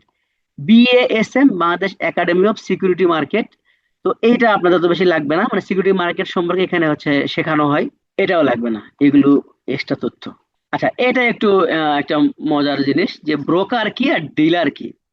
Broker হচ্ছে যে আপনাকে একটা শেয়ার কিনতে বা বিক্রি করতে উদ্বুদ্ধ করবে, বা আপনি চাইলে আপনি যে শেয়ারটা কিনবেন, ব্রোকারকে ফোন করলে আপনাকে হচ্ছে সেই শেয়ারটা কিনে দিবে বা বিক্রি করে দিবে। আর ডিলারকে, ডিলার হচ্ছে, ডিলার আপনার কাছে যাবে না, আপনি ডিলারের কাছে যাবেন, এরকমটা ব্যাপার।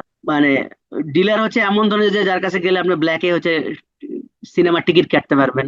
ডিলারের কাছে সবই থাকে, সে এটা পার্সোনালি প্রফিট লসের মাধ্যমে করে। যেমন ধরেন তার কাছে 1 লাখ শেয়ার কেনা আছে, আপনি তাকে বললেন যে বিনিময় আপনি তার কাছ থেকে ধরেন যে 1,000 শেয়ার কিনে নিলেন, বললেন যে তাহলে যদি ওই যে টাকা লাভ হবে তার তার সেই এগেইনস্টে আপনি তার সামান্য কিছু আপনি সেখান থেকে সাপোর্ট নিলেন। আচ্ছা চলেন একটু ইন্টারেস্টিংলি আমরা এই 11টা পার হয়ে গেছে, আল্লাহ। তাহলে আর টাইম নিব না খুব বেশি। হাই হাই, এত সময় নিয়ে ফেলছি, সরি। আচ্ছা, এই যে ব্রোকার বললাম, আপনারা দুই একটা ব্রোকারের নাম বলেন তো, সিনেমাটিক উপায়, হ্যাঁ, এত নলেজেবল না। আপনার জনপ্রিয় ব্রোকার কে, বা কোনো মুভির নাম বলেন তো আমাকে। ব্রোকার হিসাবে ক্যারেক্টার রোল প্লে করছে এরকম যে একটা ব্রোকারের নাম বলতে পারবেন? ভাই আমি ক্যাডার হতে পারিনি, আল্লাহ আমাকে এখনো সেই তৌফিক দেয়নি। আচ্ছা, লিওনার্দো ডিক্যাপ্রিও হচ্ছে ব্রোকার ছিল, হ্যাঁ, ট্রু। লিওনার্দো ডিক্যাপ্রিও হচ্ছে, মুভির নাম কি ছিল? Wall Street, wolf of Wall Street, Harsh Mehta. হ্যাঁ, হ্যাঁ, ওলফ অফ ওয়াল স্ট্রিট হচ্ছে মুভির নাম। এছাড়া, এছাড়া আপনারা বলিউডের মুভি দেখেন না? ওই যে কি যেন মুভিটা হচ্ছে, জিন্দেগি না মিলেগি দোবারা, ওটার মধ্যে একটা ক্লাস অলমোস্ট শেষ, এখন এগুলো যেগুলো পড়তেছি এগুলো এক্সট্রা পড়ায়। আমি শেষ করে দেবো ইনশাল্লাহ 5 মিনিটের মধ্যে। জিন্দেগি না মিলেগি দোবারার মধ্যে একটা ক্যারেক্টার ছিল যে হচ্ছে ব্রোকার। কে ছিল বলেন তো? ক্যারেক্টারের কথা বাদ দেন, নায়ক ছিল। দেখছেন জিন্দেগি না মিলেগি দোবারা? মসি মসি। আপনারা এখন তো সবাই পড়াশোনার মোডে আছেন। আপনারা যদি যখন ফ্রি থাকবেন, বা পড়াশোনা শেষ হওয়ার পর ফ্রি ঢিলে দেওয়া হয়ে গেলে, আপনারা একটা মুভি দেখেন, আপনাদেরকে আমি এখানে বলে রাখলাম, সরি, মার্জিন কল। হ্যাঁ, মার্জিন কল, এই মুভিটা দেখেন, অনেক কিছু শিখতে পারবেন হোপফুলি। ইনভেস্টমেন্টের ব্যাপারে এটা এটা জানতে চাইলে আপনারা হচ্ছে আমাদের যে সাপোর্ট গ্রুপ আছে না, সাপোর্ট গ্রুপেই একটু জিজ্ঞাসা করবেন, যে হচ্ছে এরকম ক্লাসে ভাইয়া বলছিল যে এরকম একটা গ্রুপ আছে। সব থেকে ভালো হয় আরেকজন ভাইকে সরাসরি নক করলে, কারণ ভাইয়া আপনাদেরকে বকা দেবে, কারণ আপনাদের সময় নেই তো, আর 2 মাস পরে প্রিলি, তার 2 মাস পরে রিটেন। এই অন্তত রিটেনটা শেষ হোক, তারপরে আসা বেটার হবে। তারপরে খুব ইন্টারেস্টেড হইলে আপনারা গ্রুপে নক দিয়ে আপনাদেরকে জানাই দিবে, সমস্যা নেই। Okay. Primary market, secondary market. Primary market বলতে একটা শেয়ার যখন মার্কেটে নতুন আসে, প্রথম যে শেয়ারটা ছাড়ে, মানে ছাড়ে, সেটা হচ্ছে প্রাইমারি মার্কেট। আর সেকেন্ডারি মার্কেট হচ্ছে এরপরে আমার মতো যারা সেকেন্ড হ্যান্ড, যারা হচ্ছে ওই শেয়ার গুলো আবার পরবর্তীতে আমরা কিনি, তাদেরকে বলা হচ্ছে সেকেন্ডারি মার্কেট। আপনি যে স্টক শেয়ার মার্কেটে ঢুকবেন, আপনি কিন্তু সেকেন্ডারি মার্কেটেই মূলত ঢুকবেন। কিন্তু যখন আপনি সরাসরি কোনো শেয়ার কিনবেন, সেটাকে বলা হয় প্রাইমারি মার্কেট, যেটাকে আমরা আইপিও বলি। আইপিও এর পূর্ণরূপ কি? Initial public offerings. Mutual fund কি? মিউচুয়াল ফান্ড হচ্ছে, এটাও ওই শেয়ার মার্কেট বেজ একটা জিনিস, যে আপনি নিজে শেয়ার না কিনে আপনি একটা ফান্ডের শেয়ার কিনলেন। মানে আপনি আপনার ধরেন আপনি 1 লাখ টাকা মিউচুয়াল ফান্ডকে দিলেন, আপনি বিশ্বাস করেন যে ওই মিউচুয়াল ফান্ডটা ভালো কিছু করবে, তখন ওই মিউচুয়াল ফান্ডটা আপনার হয়ে শেয়ার মার্কেটে যত বড় বড় শেয়ার হোল্ডার আছে, বা যারা যারা ভালো ভালো হচ্ছে রিটার্ন দেয় বাৎসরিক হিসেবে, সেই তাদের কাছে হচ্ছে আপনার টাকাটা হচ্ছে ইনভেস্ট করে করে দেখা যায় কি, যে মিউচুয়াল ফান্ড বিভিন্ন জায়গায়, ধরেন যে 1 বছরে আপনার 1 লাখ টাকা, ধরেন 1 লাখ টাকা আপনি মিউচুয়াল ফান্ড দিচ্ছেন, আপনার এই 1 লাখ টাকা ও বারে বারে হচ্ছে রিসাইকেল করতে করতে সারা বছরে হয়তো দেখা গেল কত, ধরেন যে সে 10,000 টাকা প্রফিট করলো। বেশি হতে পারে, 50,000 হতে পারে, আমি যে 10,000 বললাম, আপনাকে সেখান থেকে হয়তো 5,000 টাকা দিবে। এটাই হচ্ছে মিউচুয়াল ফান্ড। ওটিসি দরকার নেই। ডিভিডেন্ড তো বললাম, ডিভিডেন্ড হচ্ছে লভ্যাংশ। যারা সুদ খাইতে চান না তাদের জন্য মেইনলি হচ্ছে শেয়ার মার্কেটটা অনেক ভালো জায়গা, যে এইখানে সরাসরি ডিভিডেন্ড দেওয়া হয়, কোনো সুদের কারবারই নাই। আপনার টাকাটা নিয়ে এক জায়গায় ইনভেস্ট করা হয়, তারা হচ্ছে প্রোডাক্ট তৈরি করে, সেই প্রোডাক্ট সেল করে যে প্রফিট হয়, সেই প্রফিট থেকে আপনাকে লভ্যাংশ দেওয়া হবে। বিয়ারিশ মার্কেট কোনটা? এই যে শেয়ার মার্কেটে দুইটা পলিসি থাকে, ধরেন যে নর্মালি একটা শেয়ার মার্কেট এইভাবে যাচ্ছে, যদি এই মার্কেটটা ফল করে, এটাকে বলে বিয়ারিশ মার্কেট। মানে এই মুহূর্তে মার্কেটটা ফল করে, যেমন এই মুহূর্তে যদি আমরা আমাদের মার্কেটের কথা বলি, এই মুহূর্তে আমাদের মার্কেটটা কিন্তু খুবই ফল, কারণ কি, সামনে নির্বাচন, কেউ টাকা বের করতে চাচ্ছে না পকেট থেকে, এই কারণে আমাদের এই মুহূর্তে মার্কেটের অবস্থা হচ্ছে বিয়ারিশ মার্কেট। তবে সবাই আশা করতেছে যে যখন নির্বাচন শেষ হয়ে যাবে, মার্কেটটা বুলিশ মার্কেট হবে। বুলিশ মার্কেট মানে কি?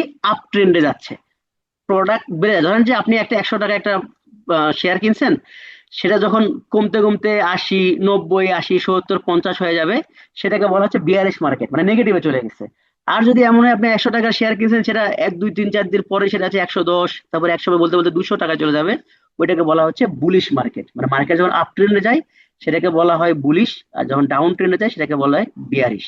ওয়াল স্ট্রিট আপনারা তো অলরেডি জানেন সবাই, এটা হচ্ছে একটা মার্কেট যেখানে শেয়ার মার্কেট নিয়ে কাজ করা হয়। আপনাদের অসংখ্য ধন্যবাদ।